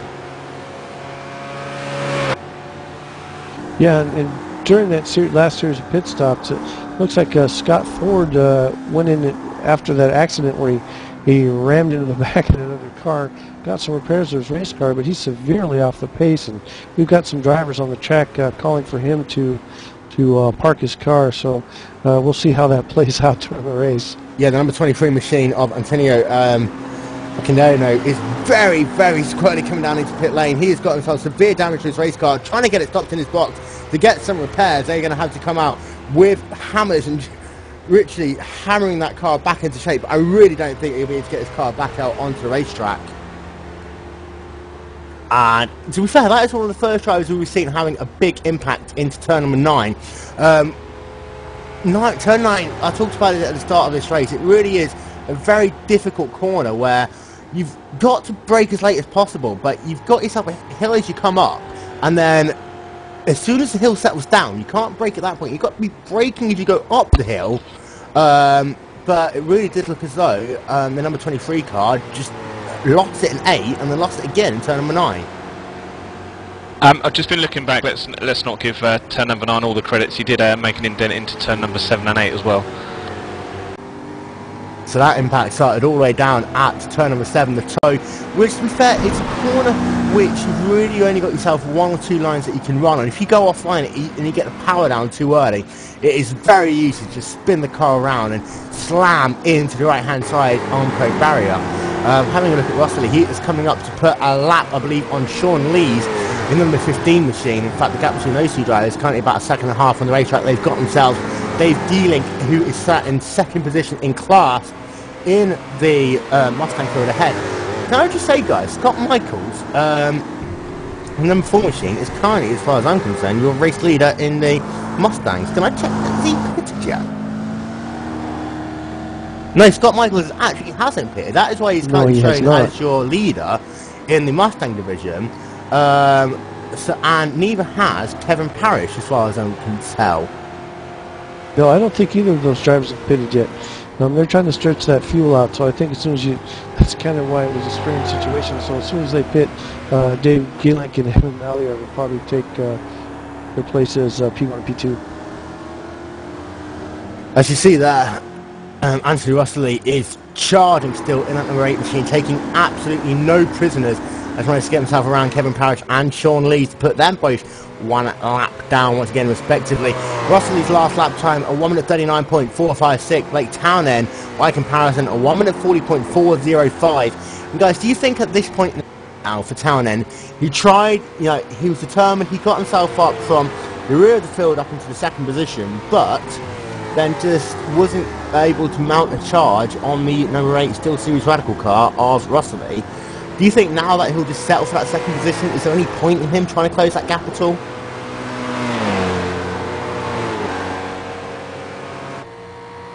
Just hang on, guys, while one of those drivers trying to compute an answer up to that one. Nope. Okay. Oh, okay. No. I'll field it first. I think when you're in a situation where you have to start from the pit lane or from the back, you need to get as fast to the front of the guys as possible, as fast as you can, to stop them getting away. Pit stop maybe didn't work out as good for Blake as he wanted, but 26 seconds, that's about enough time for Anthony to maybe fall over a Mustang, and then he'll be back in it. So you can never give up with about 30, 20, sort of 30, 37 minutes left of the race. And one of the things as well is you've got to, it always comes to mind Eric Senna 1988 at Monaco. As soon as he snapped out of that trance of just, every single lap being forced to hit his lines perfectly, as soon as you snap yourself out of that and start taking it easy, you've got the chance to lose concentration, and then it'll probably be more likely for something to happen to the 6 car. But he's done a sterling job, Townend, in the number 6 machine. I've talked to him quite a lot over the last couple of weeks. Along with his DWC program, he spent a lot of time with these Ford Mustangs, as Rossley getting very close there to the rear of Bruce Perry's number 17 as they came into the final corner. In fact, that was Scott Ford. I take that back. Scott Ford now showing 6 laps down. He is back circulating on the racetrack after having to spend a lot of time in pit road. But these top 2 drivers really are for being the class of the field, because although João Pinot's done himself a sterling job keeping that 3rd position, he really hasn't been on the same, being able to do the same type of times as these top two drivers. Speaking about 1 and 2, good news. Scott Michaels has finally come into the pits from the lead in the Mustangs. So we don't know when we'll see Kevin Parrish come into the pits because they haven't actually pitted yet, have they? Nope. So we'll keep an eye on Scott Michaels while he comes out in relation to the battles around him. The number 23 machine of Antonio A is still sat on pit lane. Really don't think they're going to be able to get that car back out onto the racetrack, but they are doing lots of work to it. Scott Michaels is getting himself fuel only by the look of it. No, he is taking some right side tyres. And Kevin Parrish continues to ride around the track. He's going to go around one more time, or possibly two. It's kind of hard to imagine that these guys are running their cars down the fuel like that. Are we thinking that they're going to try to avoid another pit stop? Well, these drivers, it is going to be one pit stop to the flag for all of these drivers. What Michaels and Parrish are trying to do is get themselves into a position where they could do as short a pit stop as possible, but it didn't work out for Scott Michaels because what has happened is Timo Suerman not only managed to get ahead, but ahead by about a second and a half as well. So Suerman, by doing the more kind of standard strategy of pitting at the halfway point, had fresher tyres more often, and Suerman has been able to get himself up into what will essentially be a net third place, I think. Yes, I was kind of wondering about that. And I'm still a little curious on Kevin Parrish not pitting there with Scott Michaels and deciding to stay out on the track. We'll see if he ducks in this time around, but I'm not so sure this strategy is going to play out for him, but I guess we're going to have to see. Well, yeah, even though these drivers have to take less fuel, they've been having to stay on these tyres now for an hour and 20 minutes. In relation, drivers like Suerman, Valente, they've all kind of had only an hour on each set of tyres. Those 20 minutes, they really do make a big difference for the simple fact that, you've got fresh rubber, which means that you've had longer to do more competitive lap times. However, one of the things that's important is now Michaels has got that fresh rubber, so he can mount a counter-attack on Timo Suerman, currently in that number 1 machine. In fact, that last lap, Scott Michaels is pretty much half that gap between himself and Suerman in what is currently a battle for the 4th position, but will be a net 3rd overall, as Kevin Parrish stays out once again. But it's going to be interesting between those three drivers, and Paolo Valente, unfortunately, he's about 10 seconds now behind this battle, and that's disappointing because Valente had a great drive early on in this race, guys, and it's a shame that he had a little bit of damage that he had to get repaired in his pit stop. Yeah, and that's kind of how it goes out with the race, and again, with Kevin Parrish, you've got Dave Gelnick catching him. I mean, right now, Kevin Parrish is because obviously Dave Gelnick has fresher tires, and so he's coming up on him. So whatever he was trying to gain, the minute he ducks into the pit stop, he's going to lose the lead, and that'll be that. Yeah, one of the things I see there, the battle between Michaels and Suerman is developing still further. And Michaels now, he saw the DP traffic going past, then he decided to flick to the left-hand side. It's going to be very difficult for him to make the move into the chicane. He's close, but not quite close enough. As I say, it's always single file through here unless you're a very brave driver. And what that means is Michaels just has to wait a couple more corners, but it really does look as though Suerman is having a bit more troubles with those race cars. And now Michaels is on that fresh rubber. He really is using it to his advantage. And he's got to try and get himself past Timo Suerman in the next 2-3 laps or so, guys, I think, if he's going to have any opportunity of taking that position, because whilst those tyres are still in their perfect operating window, that is when he wants to push the most. You see there, he's looking down to the inside as they come down into turn number 7. And he's going to get the job done so close between those. Suerman's going to get a good run off the corner, but it looks like Michaels is just going to get the job done. Right, Suerman is still looking down to the outside. He's going to have the opportune line coming down into turn number 8. However, 2 wide as they come down into the braking apex. Michael's still got the inside line. Suerman on the outside. And now Suerman has not quite got enough speed there to do the cutover. I said he would have had a better line into turn number 9 there. As Kevin Parrish is down into pit lane. We'll keep an eye on him and see where he feeds up into this. And Blake wow, Townend. did you see Blake? out. Just get held up, just coming out. They need to use all of that exit route in corner number 9, and massive. Okay, so, sorry, who's in the pits? Parrish. Parrish, and in fact, Parrish is coming out of pit lane now. To give you an eye on where Kimmo Surman is. He is on the front straightaway. In fact, they can just put a waiver now as they come down into turn number 1. It's going to be very close, but it looks as though that Surman and Michaels both be able to get past him as they come out of turn number 1 to see what the gap is. And Parrish is only about half a second behind. Mind that Riley as you come out the pits. Please mind the Riley between the track and the pit lane exit. In fact, there's a number of riders there. This is going to make things very interesting. Now Parrish is the one who's going to have the freshest rubber. He's only a second behind Kimmo Surma. We've seen there of Michaels what fresh rubber can do, and now it's Parrish's turn to try and put the charge in Kimmo Surman.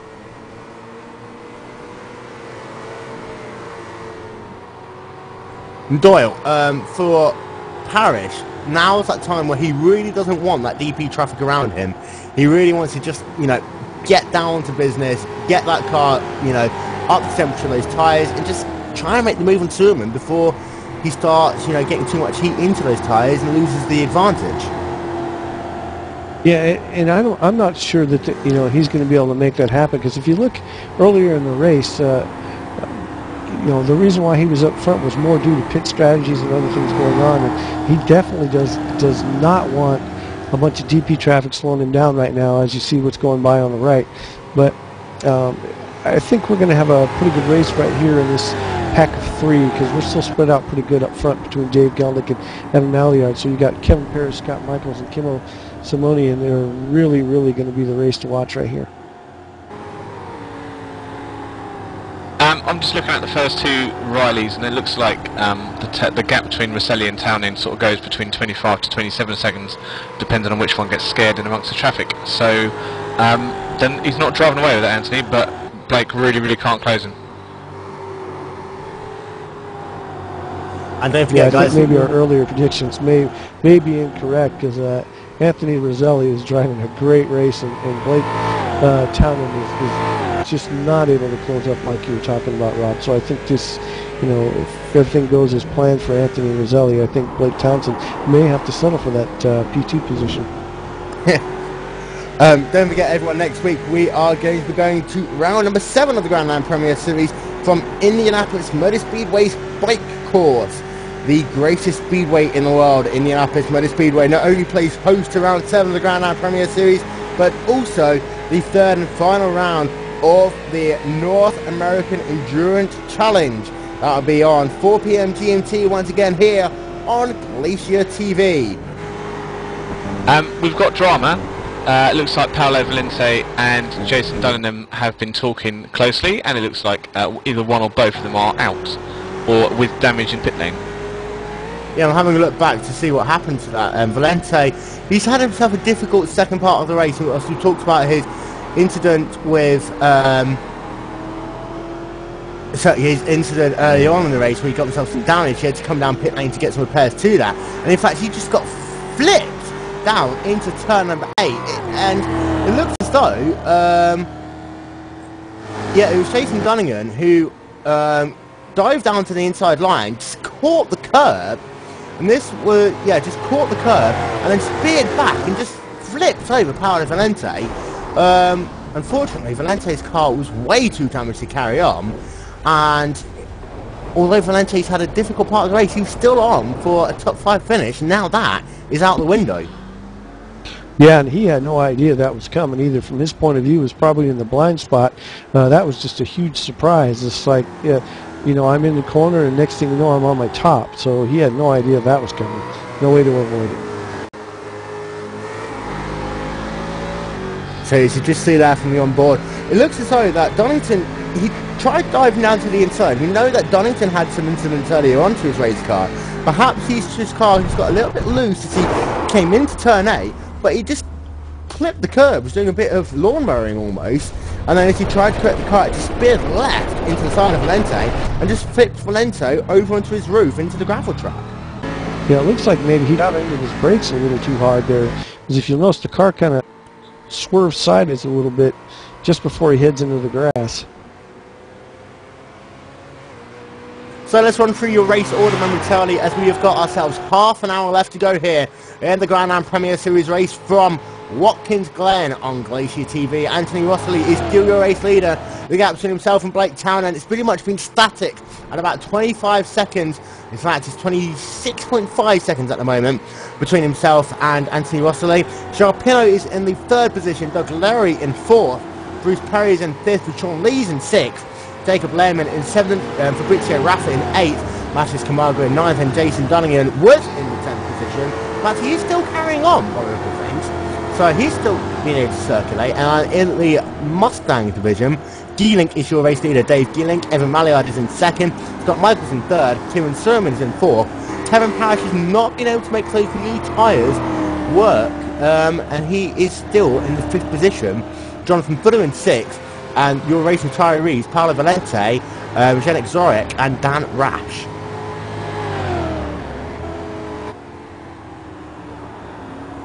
And Kevin Parrish really has been off the pace ever since his pit stop.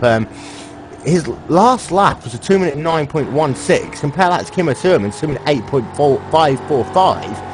And guys, you would expect Parrish to be a lot faster because he's on fresher rubber, and he's got, well, they've got the same amount of fuel now, but when they put these tyres onto his car, he would have had less fuel from the start. So we would have expected Parrish to be a lot faster than he is. It looks like he's struggling a little bit now in that number 12 car.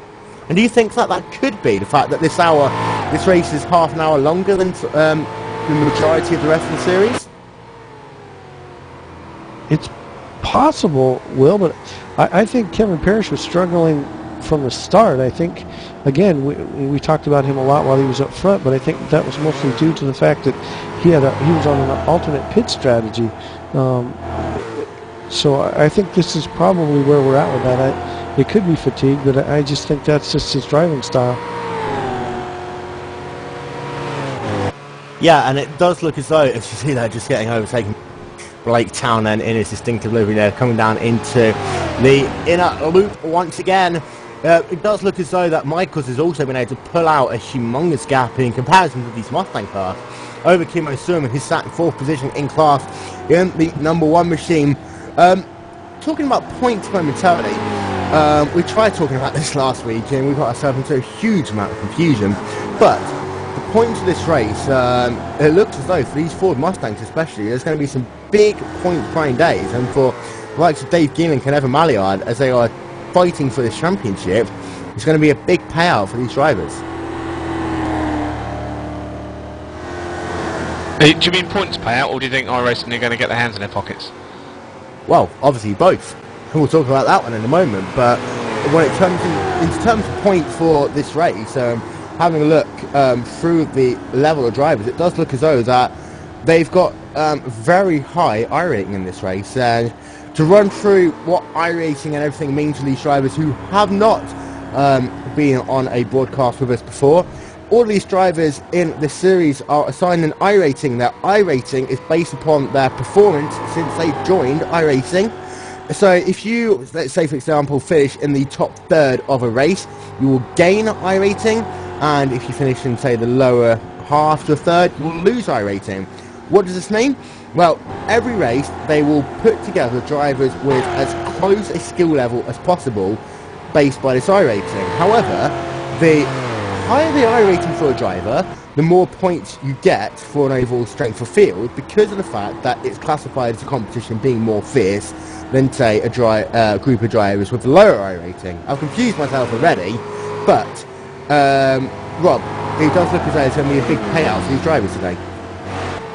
Absolutely, and that sounds that this system, the strongest drivers together, works excellently. And how does that compare to, say, a snake split? I'm not going there. Simple as that. The snake split system, it does work in the way that you'd have, for example, the first driver would be the most experienced driver, the best driver will be in, say, race number 1, and then the 2nd and 3rd best drivers will be in race number 2, the 4th and 5th best drivers in race number 1. So the way it works for the snake split is it's designed to give more opportunities to a wider spread of drivers, whereas what you're seeing right here today, this is the best Grand Am Premier Series drivers around at the moment, And judging by the quality of racing, the number of retirements, it really does show, because with the exception of a couple of incidents, it really has been clean racing here today. I've just noticed Matthias Camargo and Sergei Soldatov are both in the pits, and they've also just been joined by Blimey O'Reilly. Is that Blake Townend? I'm having a look, and yes. In fact, he's got himself some rear spoiler damage, so he hit the wall. Blake Townend, so we didn't see this on the screen, but Blake Townend hit the wall coming out of the final corner, and he spun it around. He just got himself sided. Oh, I'm not quite sure about that. He is out of the race. I cannot believe his ping was mental. So Blake Townend, after solid second position, after charging himself from the rear of this field, is out of the race. His day is done. And once again, the biggest beneficiary of this for the second week in a row will be Joao Pinot, who's now moved himself up into the second position. And I think that just goes to prove that the race is never over until it's over. So, you know, Joao Pinot is probably pretty ecstatic right now. His crew is probably talking to him a lot and probably trying to hope that he doesn't suffer the same fate. So, good luck for him. So we'll run through your updated field momentarily. Anthony Rossley is still your race leader, with Joao Pinot in third, Doug Leary in fourth, and Bruce Perry in fifth. And that is in your Daytona Pro Straight class, of course. And then in your Ford Mustang field, Dave Geelink is in the first position, with Evan Malliard in second, Scott Michaels in third, Timo Suerman in the fourth position, and Kevin Parrish rounding out your top five. And just a very funny comment I saw there, written by someone who shall remain nameless. They're saying that Blake Townend just wanted to run to the pub. You see there, just having a look at the replay there. Coming into the final corner, it looks as though he just... I don't know, the car just stepped out loose on him as he came into the corner. And that is very uncharacteristic. And, that's what it was. He just as he came into the corner, this was literally inches we're talking about, but just caught the grass on his left rear tyre. And that over-circulated the car and just pushed him around into a spin. And that forced him back again into the wall. It did look as though almost he could have saved it, but just as that car stopped sliding, it just did that side-on impact. So that is going to be unfortunate for Blake Townend, as what that means is he's going to have another pop of this later on. Well, so right. Well, thank you for the names, Blake. And it's only 15 minutes to kick off, so you should be able to get to the front of the queue for the pub. For those of you who aren't aware, there's some random football match going on between England and Italy or something. I don't know anything about it. Having a look back through your Ford Mustang field, however, we've got that fourth. It's almost slightly disappointing now, that battle for third, fourth, fifth in the Mustang field. That really has separated itself out, and Scott Michaels is a full 12 seconds by my watch ahead of Timo Suerman, who in turn is about 6 seconds ahead of Kevin Parrish, who sat fifth in class. Yeah, and I mean, you've got Dave Geelink has been driving an amazing race. I mean, he's led this thing wire to wire. He only was challenged probably for the first 10 laps, and after that he's kind of pulled out and really hasn't looked back. So it's really his race to lose at this point in time.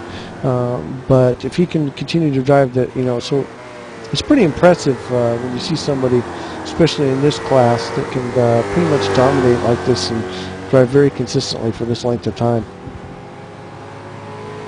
And unfortunately, that does mean that our earliest Twitter question over whether or not Blake Townend will be able to catch Anthony Rossley, it kind of answered itself, because Rossley now has got himself a 58-second lead over Joao Pinot, and Blake Townend is, by the look of it, going to be classified anywhere down to, I would say, he would be lucky if he managed to take home 13th. Yeah, and I probably lost a good $10 on that, so I'll have to have a little discussion with him about that. So what's our next question going to be, chaps? I don't know. Will England beat Italy in the football? Or will Italy beat Italy? How about How about will Yao Pinot finish the race? Of course he will. Okay. Simple as that. It's a good question. I think he will. The question is will Doug Leary, God, I wish I could pronounce these names, end up in third, or will he finish the race as well? Oh, I think Leary's got. I mean, he's got himself a good 20-second gap over Bruce Perry. He sat in the 4th position in the DP class. While these two are talking about randomness, I'll continue talking fact. But Perry, he's been an interesting guy to watch. I mean, he had a great battle with Sean Lees early on in this race. Sat in the 4th position at the moment, and Sean Lees is now a full 15 seconds behind Perry. And it's always that part of the race where the field does get separated quite a lot, and we almost run out of things to talk about. But I would say a great drive by Bruce Perry in the number 17 machine, and he's just kept his nose out of trouble all race long, not really, being involved in too much drama apart from his battle with Sean Lees, and a solid position for him so far in 4th.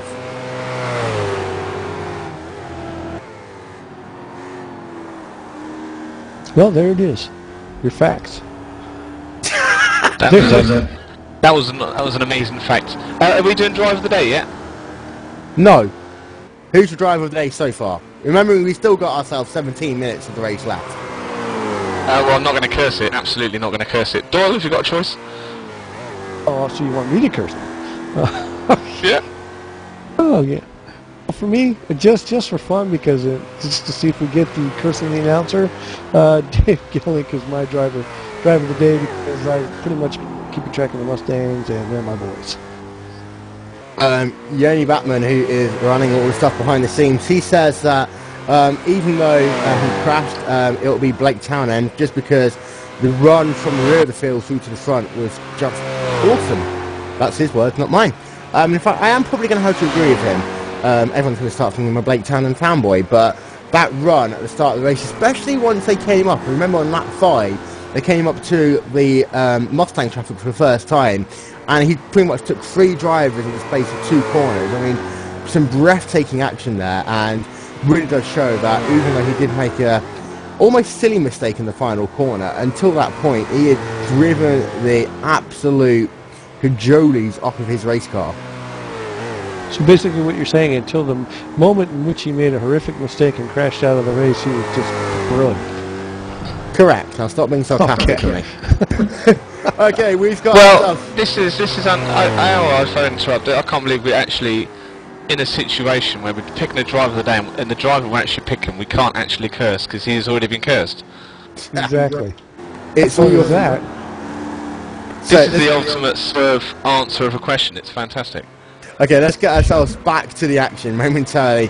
João Pinot is now falling over a minute behind Anthony Russell. However, he still got himself a nice 20-second gap over Doug Leary, who sat in the 3rd position, having a look through the rest of the Riley field. I can't believe that Jason Dunningen is still keeping that car on the racetrack. He's been involved in a number of incidents. If you look at the front of his car, it's all torn up. He's actually lapping about 5 seconds off the pace as well, but still circulating. But there aren't really that many battles going on in the DP field. One of the things I have noticed, however, is there are not many Daytona prototype cars who's got all the bodywork still pointing in the right direction. And in fact, Doug Leary and Bruce Perry are the only 2 drivers who I can see who's actually still got all their bodywork, looking nice and shiny. Well, maybe those should be our race drivers of the day. See? There you go. Clean driver, yeah. Clean driver. Clean drive of the day, fantastic. Fantastic. Well, Doyle, you said about this earlier, didn't you? You said that these things are so easy to bend, and you absolutely bang on. They're so easy to bend. There's literally 2 or 3 drivers driving around without any bends on them, and then you've got Jason Dunningen driving around where he's not got bends. There's a few drivers out there that may think they're souvenirs, to be honest.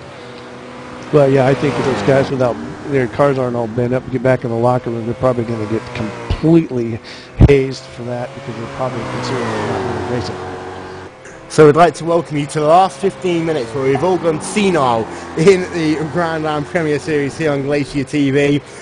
Rob Sutherland has just managed to say the word bend the most times I've ever seen in a sentence, so congratulations to him for winning the Bendiest Comment of the Day award. I don't know what we want to give him.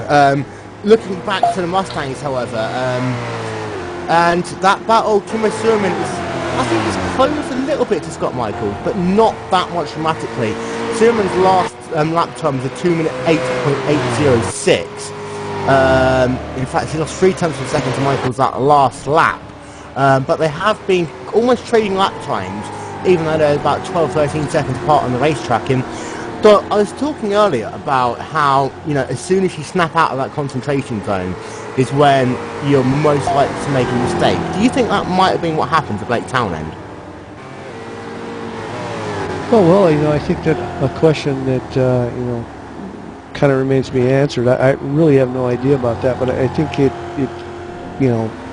does play a factor in the race. And even though Schumann, Michaels and Parrish, they are now separated by pretty much, 12 to 15 seconds between each driver, I think that having to hit a target lap time is not only what's keeping him motivated, but in some ways what's keeping him on the racetrack at the same point. These two, by the way, are just laughing at me. I have no idea what they're laughing at me about, but whatever. Okay, Will, I have a question for you. There's something going on the racetrack, and you love your facts.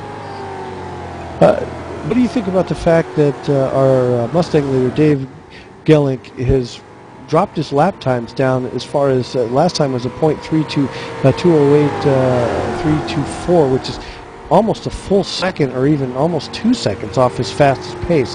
So do you think he's just cruising right now and hoping he's got the race won and he's just going to make sure he doesn't make any mistakes? Or what do you think is going on with his lap times? Well, when you have a look at Evan Malliard, whose last lap was still 3 tenths of a lap slower, I would say that's pretty much exactly the case. For Dave Gelink, he's got himself a huge gap out front. His lap times have pretty much been in that kind of window all race long, actually, to have a look back through his lap times. Last time, 2 minute 8.324, so he's still lapping 3 tenths, 4 tenths faster than the drivers around him. So I think even though he is taking it easy, he's just making sure he's not making himself any silly mistakes, and Malliard behind him looks as though he started to slow down a little bit as well. In fact, his last lap was almost half a second slower than what it's been previously. You don't think his pit crew tipped him off that he was my driver of the race, so he's taking it easy? Not at all. He's probably bricking it. The curse of the commentators here on Glacier TV is one of the most scary things. I tell you what, Paolo Van Ente, they've somehow managed to not only tow his car back down to pit lane, but also get that car circulating on the racetrack again. And his last lap was a 2 minute 10.4. Yes, that's about 2 seconds slower than what he's been able to do previously, but somehow Valente's managed to get himself back into the race, and he is circulating currently in the 7th position in class, but he is 2 laps behind Jonathan Fuller, who is sat in the 6th position. And Jonathan Fuller, actually, we haven't talked much about him, but he's that silent, just consistent, I'm going to run in the back, hey, I'm not as fast as you guys, but at least I'm going to be in one piece at the end of the race guy, that kind of sneaks up the position list as the race goes on and other people make mistakes. So kudos to him. And meanwhile, Kevin Parrish is closing a little bit on Timo Schumann. This is the battle for the 4th position. Not too much to put Schumann under too much pressure, but the gap between those two drivers as they come down past start-finish line, it's about 4 seconds on the racetrack. And we've got ourselves a little over about 10 minutes left to go. So Parrish really is going to have to close dramatically over these last couple of laps. Parrish's last time was a 2 minute 9.357. In comparison, Timo Schumann was a 2 minute 9. About a tenth faster actually. So Schumann has responded that last time by, but Parrish is trying to almost force Schumann into a mistake in these last couple of laps. We have to say that I really did expect Parrish to be a lot faster on that second run after he came out of pit lane, because he was the last driver of the Mustangs to pit out of that bunch. However, he didn't use those fresh tyres, in my opinion, to his advantage. So, Will, how disappointed are you that Kevin Parrish is not driving as fast as you thought he would? I don't know. You need to ask Spandy about that one. But just to give you guys a bit of trivia as well, our fastest pit stop of the day was Anthony Rossley. He was the last of the DP drivers to come down the pit lane, and that does attribute a big part of the fact that he was able to increase that advantage over Blake Townend through that cycle of pit stops. His pit stop time was a 17.5 seconds. The slowest was Scott Michaels with a 28.3 second pit stop. Michaels, however, was able to kind of get back on terms and was able to overtake Kimmo Thurman with a great pass after he got himself some fresh rubber, and he was able to get himself back into third position overall. So we've got ourselves now less than 10 minutes to go here at Watkins Glen International. Don't forget, next week once again we'll be at Indianapolis Motor Speedway, the most famous speedway in the world, for round number 7 of the Grand Am Premier Series and the third and final round of the North American Endurance Challenge. That'll be coming to you for 4 p.m. GMT next Sunday, a 90-minute lap around Indianapolis. And looking forward to next week, Doyle. Whenever we think about Indy, we always think first of all about the Oval and the 500, but Grand Am Premier Series has really had some exciting races over the past few years at Indy, and we're looking like we're going to have a great simulated IndyCar race. A great simulated Grand Am Premier Series race at the Brickyard. Yeah, and that's going to be very, very interesting for these two types of cars right here, because that track is, as Rob is quietly calling it, a BMX track, but is very tight, very technical, and then it opens up to top speeds on the oval, so it's completely different than any other road track that you would see on this type of circuit. So it's going to be very interesting to see what happens, and plus the length is very short, so the cars are going to be tripping over each other consistently, so that's going to be interesting how that plays out. It's going to be Noah's Ark. So I'm going to interrupt. It's going to be like Noah's Ark. They're going to be 1 by 1, maybe 2 by 2 on the oval bit. It's going to be just everyone's backed up. You need so much circuit to turn these Mustangs. It's just going to be chaos, which should be good for you guys to watch. So I'll tell you what, though, one thing disappointing me that unlike the GP layout, they don't actually do any turning on the oval. It's only the main straightaway they use, whereas on the GP circuit they rejoin the track on what will essentially be turn 2 of the oval and go in reverse through turn 1 down past the yard of bricks. I think in some ways, though, that is going to be a bit of a saviour for the Mustangs, because the last thing you want on what is a very narrow track, Indy, it's only ever about 3 cars wide. The last thing that you're going to want is having DPs fighting for position with the Mustang stuck in the middle of it. Yeah, it's going to be a mess, and especially since you've got the 2 different braking capabilities of the cars. You've got the DPs who can stop on a dime, and the Mustangs that take a few feet in order to slow that car down. And there's a couple of turns in Daytona that are almost a dead stop to come around. So that's going to be kind of interesting to see if they get into the back of each other during the braking zones. So now down into about the final 3 laps here at Watkins Glen. Your race leader in the Ford Mustang field is Dave Geelink. In second is Evan Maillard. In third is Scott Michaels. Fourth, Kimmo Sherman. Fifth is Kevin Parrish. And moving back to the faster cars, the Daytona prototype to Riley's. Anthony Rossley, after leading every lap pretty much of this race in the number 8 machine, is your race leader. Gerald Pinot is in second position. Doug Leary is in third. Bruce Perry is in fourth. And Sean Lee's rounding out your top 5. And Rossley is still charging in that Riley. His lap times, unless he's going through traffic, very rarely go below the 1 minute 40 range. And in fact, just a couple of laps ago, he set his fastest lap time of 1 minute 38.938. The only driver but able to get into the 138. Yeah, I think his fuel's starting to run out, so and I think he's confident enough now that he's going to go ahead and just see if he can set that fastest lap. And I do take that back. In fact, he was the fastest by 2/10. Blake Townend was the driver who set the second fastest lap, although he is now out of the race. Back on the racetrack, we've got Kevin Parrish, your favorite driver.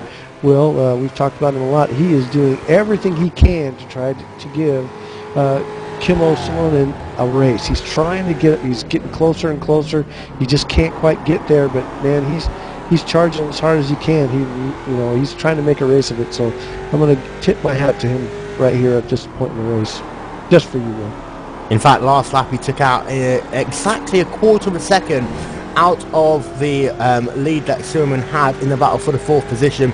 And in fact, they just have Bruce Perry there just diving down to the outside of Silverman, coming down into the final corner. That puts Silverman offline a little bit, so that might enable Paris to just gain a little bit more time. They also have Antonio A, who somehow has also managed to get his car back out onto the racetrack. So some very good work by the pit crews here today.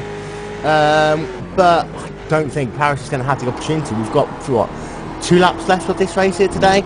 And unless Silverman makes a mistake, he's not going to be able to get past him. And Rob, we know just how good Silverman is under pressure. Yeah, but then these Mustangs, especially on this circuit, one thing's catching, another thing's passing. Unless you really sort of bully yourself past, like we saw happen earlier with Scott Michaels. Yeah, and that was a bold move down the inside there by Scott Michaels. But first of all, Kevin Powers needs to close probably by another 2 seconds. You see that almost turning onto the that was precision. You can call it precision. That is Matthias Camargo, who I think Camargo actually still involved in a little battle there. Sean Lees, in fact, no, let's take that back. Sean Lees is almost making a lap on Camargo as they come down into turn number 6 once again. So the 2 hours are almost up. Russell is still your race leader. He's coming down into turn number 1 at the moment. Coming up the hill now, Joao Pinno's in second, Doug Leary in third. This has been a faultless drive, guys, by Anthony Russell all race long. He's the only guy who's led in the Rileys. That just shows the amount of gap that he had. He just had to drive at the last minute. Again, precision driving there. I think he's always trying to give us a heart attack now. But faultless drive by Russell. Yeah, he's literally flying on this track. We've easily not given him enough credit. He's been dominant, absolutely dominant.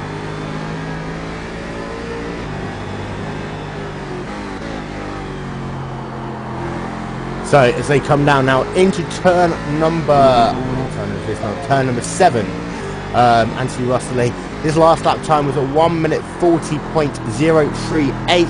Coming out of the corner now, down the boot straight away. Rob, you always love how these corners have some very funny names, but this boot part of the layout literally does look like a boot for once.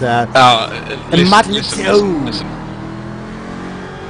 So, some of these North American circuits, we kind of, a lot of us Englanders have grown to love. You know, really love. There's some cracking circuits, Mosport, Lime Rock, all those sort of guys. This circuit, fantastic, mate, absolutely legendary. And let's just say, I mean, we've not got carousel here, have we? Or have we? Nope. Is that turn number 5? Nope. It's lovely. Such a good circuit. Such a good circuit. So 2 laps left to go here at Watkins Glen. And I have to agree with you. I mean, it's known by all the fans, all the drivers, as one of the best tracks for racing in the world. I mean, you pretty much put it on the same pedestal pretty much as Spa-Francorchamps. In some ways, it has that same level of love by the drivers as Spa does for European drivers. Corner names, however, I still have to say the best corner for me in the world is Knickerbocker Corner at Alton Park, just for the meaning behind it. Knickerbrook, yes, Knickerbrook. There was indeed knickers found in that brook. Fantastic. Oh yeah, I see. Every Englishman knows that one. Yoni's got himself a little bit lost in translation with another corner. I'm not allowed to talk about that here today, however. Coming down into turn number 6 once again. A lap and a half left to go for Anthony Russell. He's coming down into turn number 7. Joao Pinot, he's been one of the luckiest drivers in the Grand Am Premier Series, I have to say. Last week at Road America, he managed to get himself a solid 2nd position. Here today, he's going to get himself a solid 2nd position. And Pinot, even though he got himself that huge whack up the rear end, that damage doesn't seem to have affected him at all.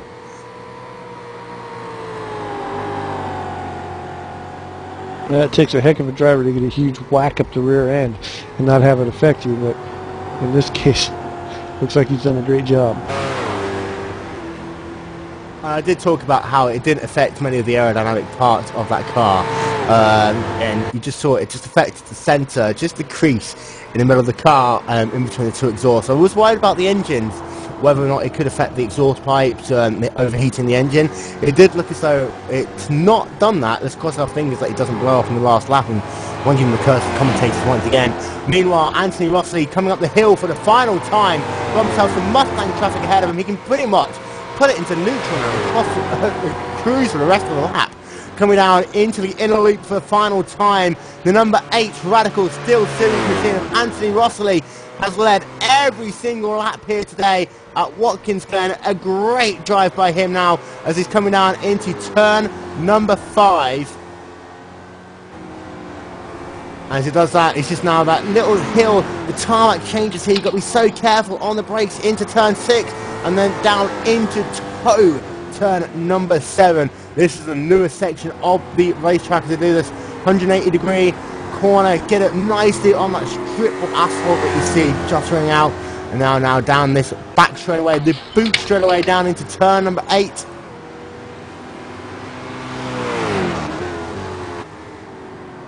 And now as he rejoins the old part of the track to the final time into turn number 9, one of the most difficult corners on the racetrack. Just 2 more corners left to go here for Anthony Rossley. He could run out of fuel and still coast at home from here as he comes down into turn number 10 and a turn-in, a strong, perfect drive by Rossley into the final corner. It looks as though Towner was going to give him a little bit of a challenge, but as Rossley comes down past the start-finish line, he wins round number 6 of the Grand Am Premier Series. Congratulations to Anthony Rossley. A great race, led wire to wire.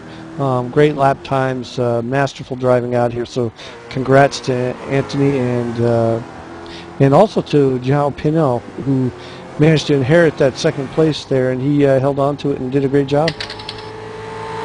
So Pinot now, she's coming down into turn number 6. He's got himself half a lap left to go. The gap as they came past the start and finish line, as they got the white flag, was 1 minute and 16 seconds. So that just shows the gap. There are only 3 drivers currently scored on the lead lap, with Doug Leary in third, the last of those drivers. In fact, Leary is just coming down through turn number 6 himself right now. So that just shows the dominance of Rossley in this race today, as Pinot is coming down past into turn number 9. You saw there, Kimmer and Parrish. Sirman was able to hold on to that 4th position in the Mustang class. Pinot comes down into the multiple corner, come down now into turn number 12 for the final time. Charles Pinot is going to do a determined drive to come home in the 2nd position. A great drive by him. And some big points for Pinot there in that RBRacing.US car. We're now waiting for Dave Geelan as he comes down into the final section of the racetrack. Turn number 10. Just got himself 1 more corner left to go. He has led so much of this race, only not leading through that sequence of pit stops.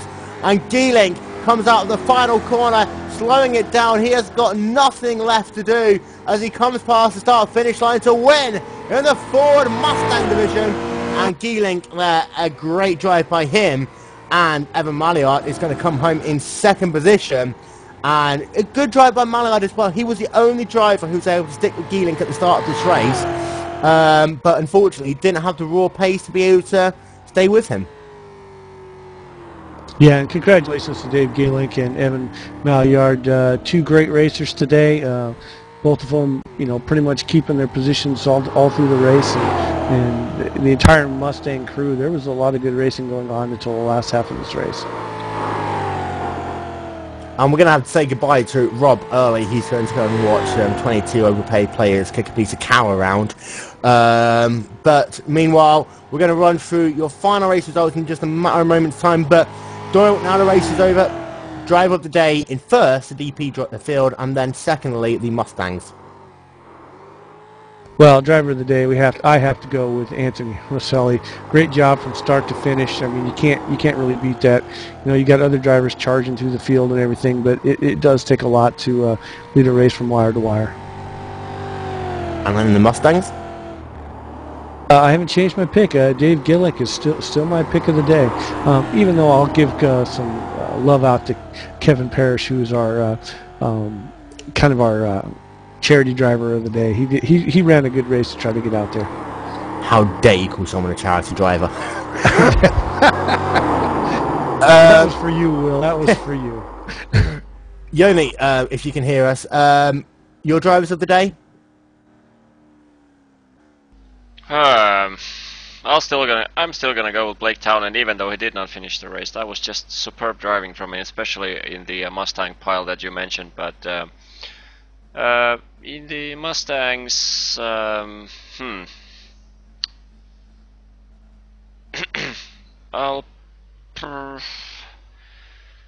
probably gonna go with Scott Michaels.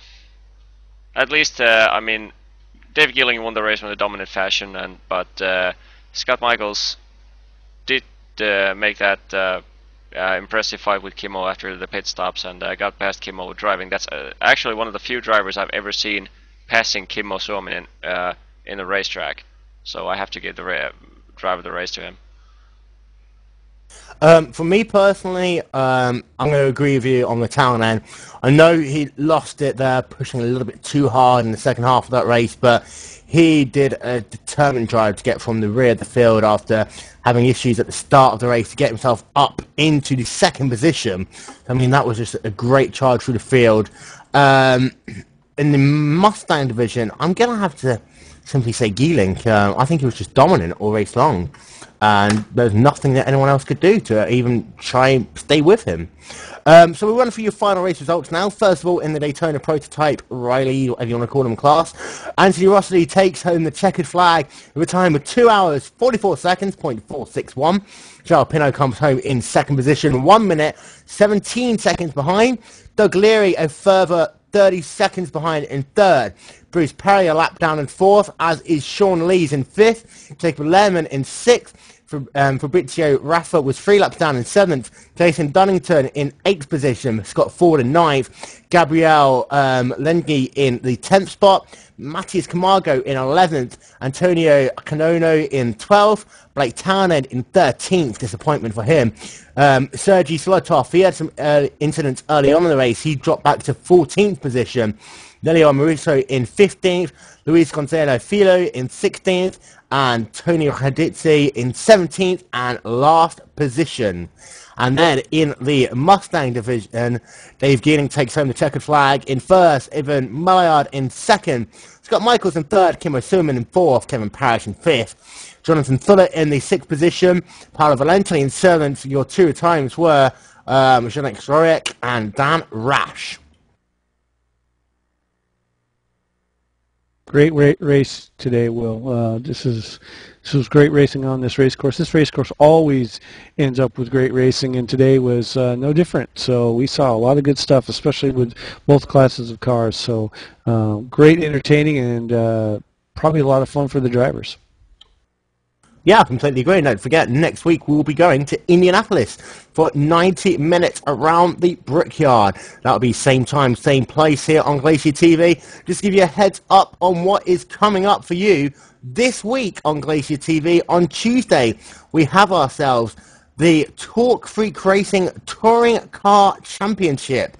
That involves the V8 Supercars and the Cadillacs. Last week, Franz Broekman, in fact, was able to become the first V8 driver ever to manage to win the race in that multi-class after doing a superb job at Daytona. This week they are going to Silverstone for 30 minutes around Silverstone, and then on Saturday we have ourselves the Torque Freak Racing Summer Super Cup. That will also be at Silverstone. The Afterburn IndyCar Series, schedule permitting, will be coming to you from Barber Motorsports Park next Sunday.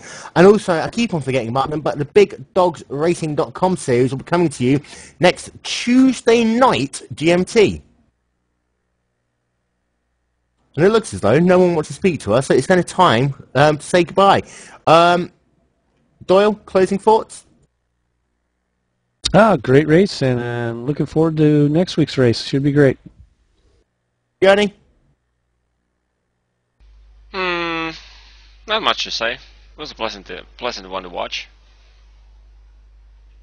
and Indy is going to be crazy. That's all I'm going to have to say about that. So make sure you tune in, same time, same place, 4 p.m. GMT for round 7 of the Grand Am Premier Series and the final round of the North American Endurance Challenge. So from myself, from Doyle Johnson, from Yoni Backman and Rob Sutherland, who's now watching football, we'll see you all next week.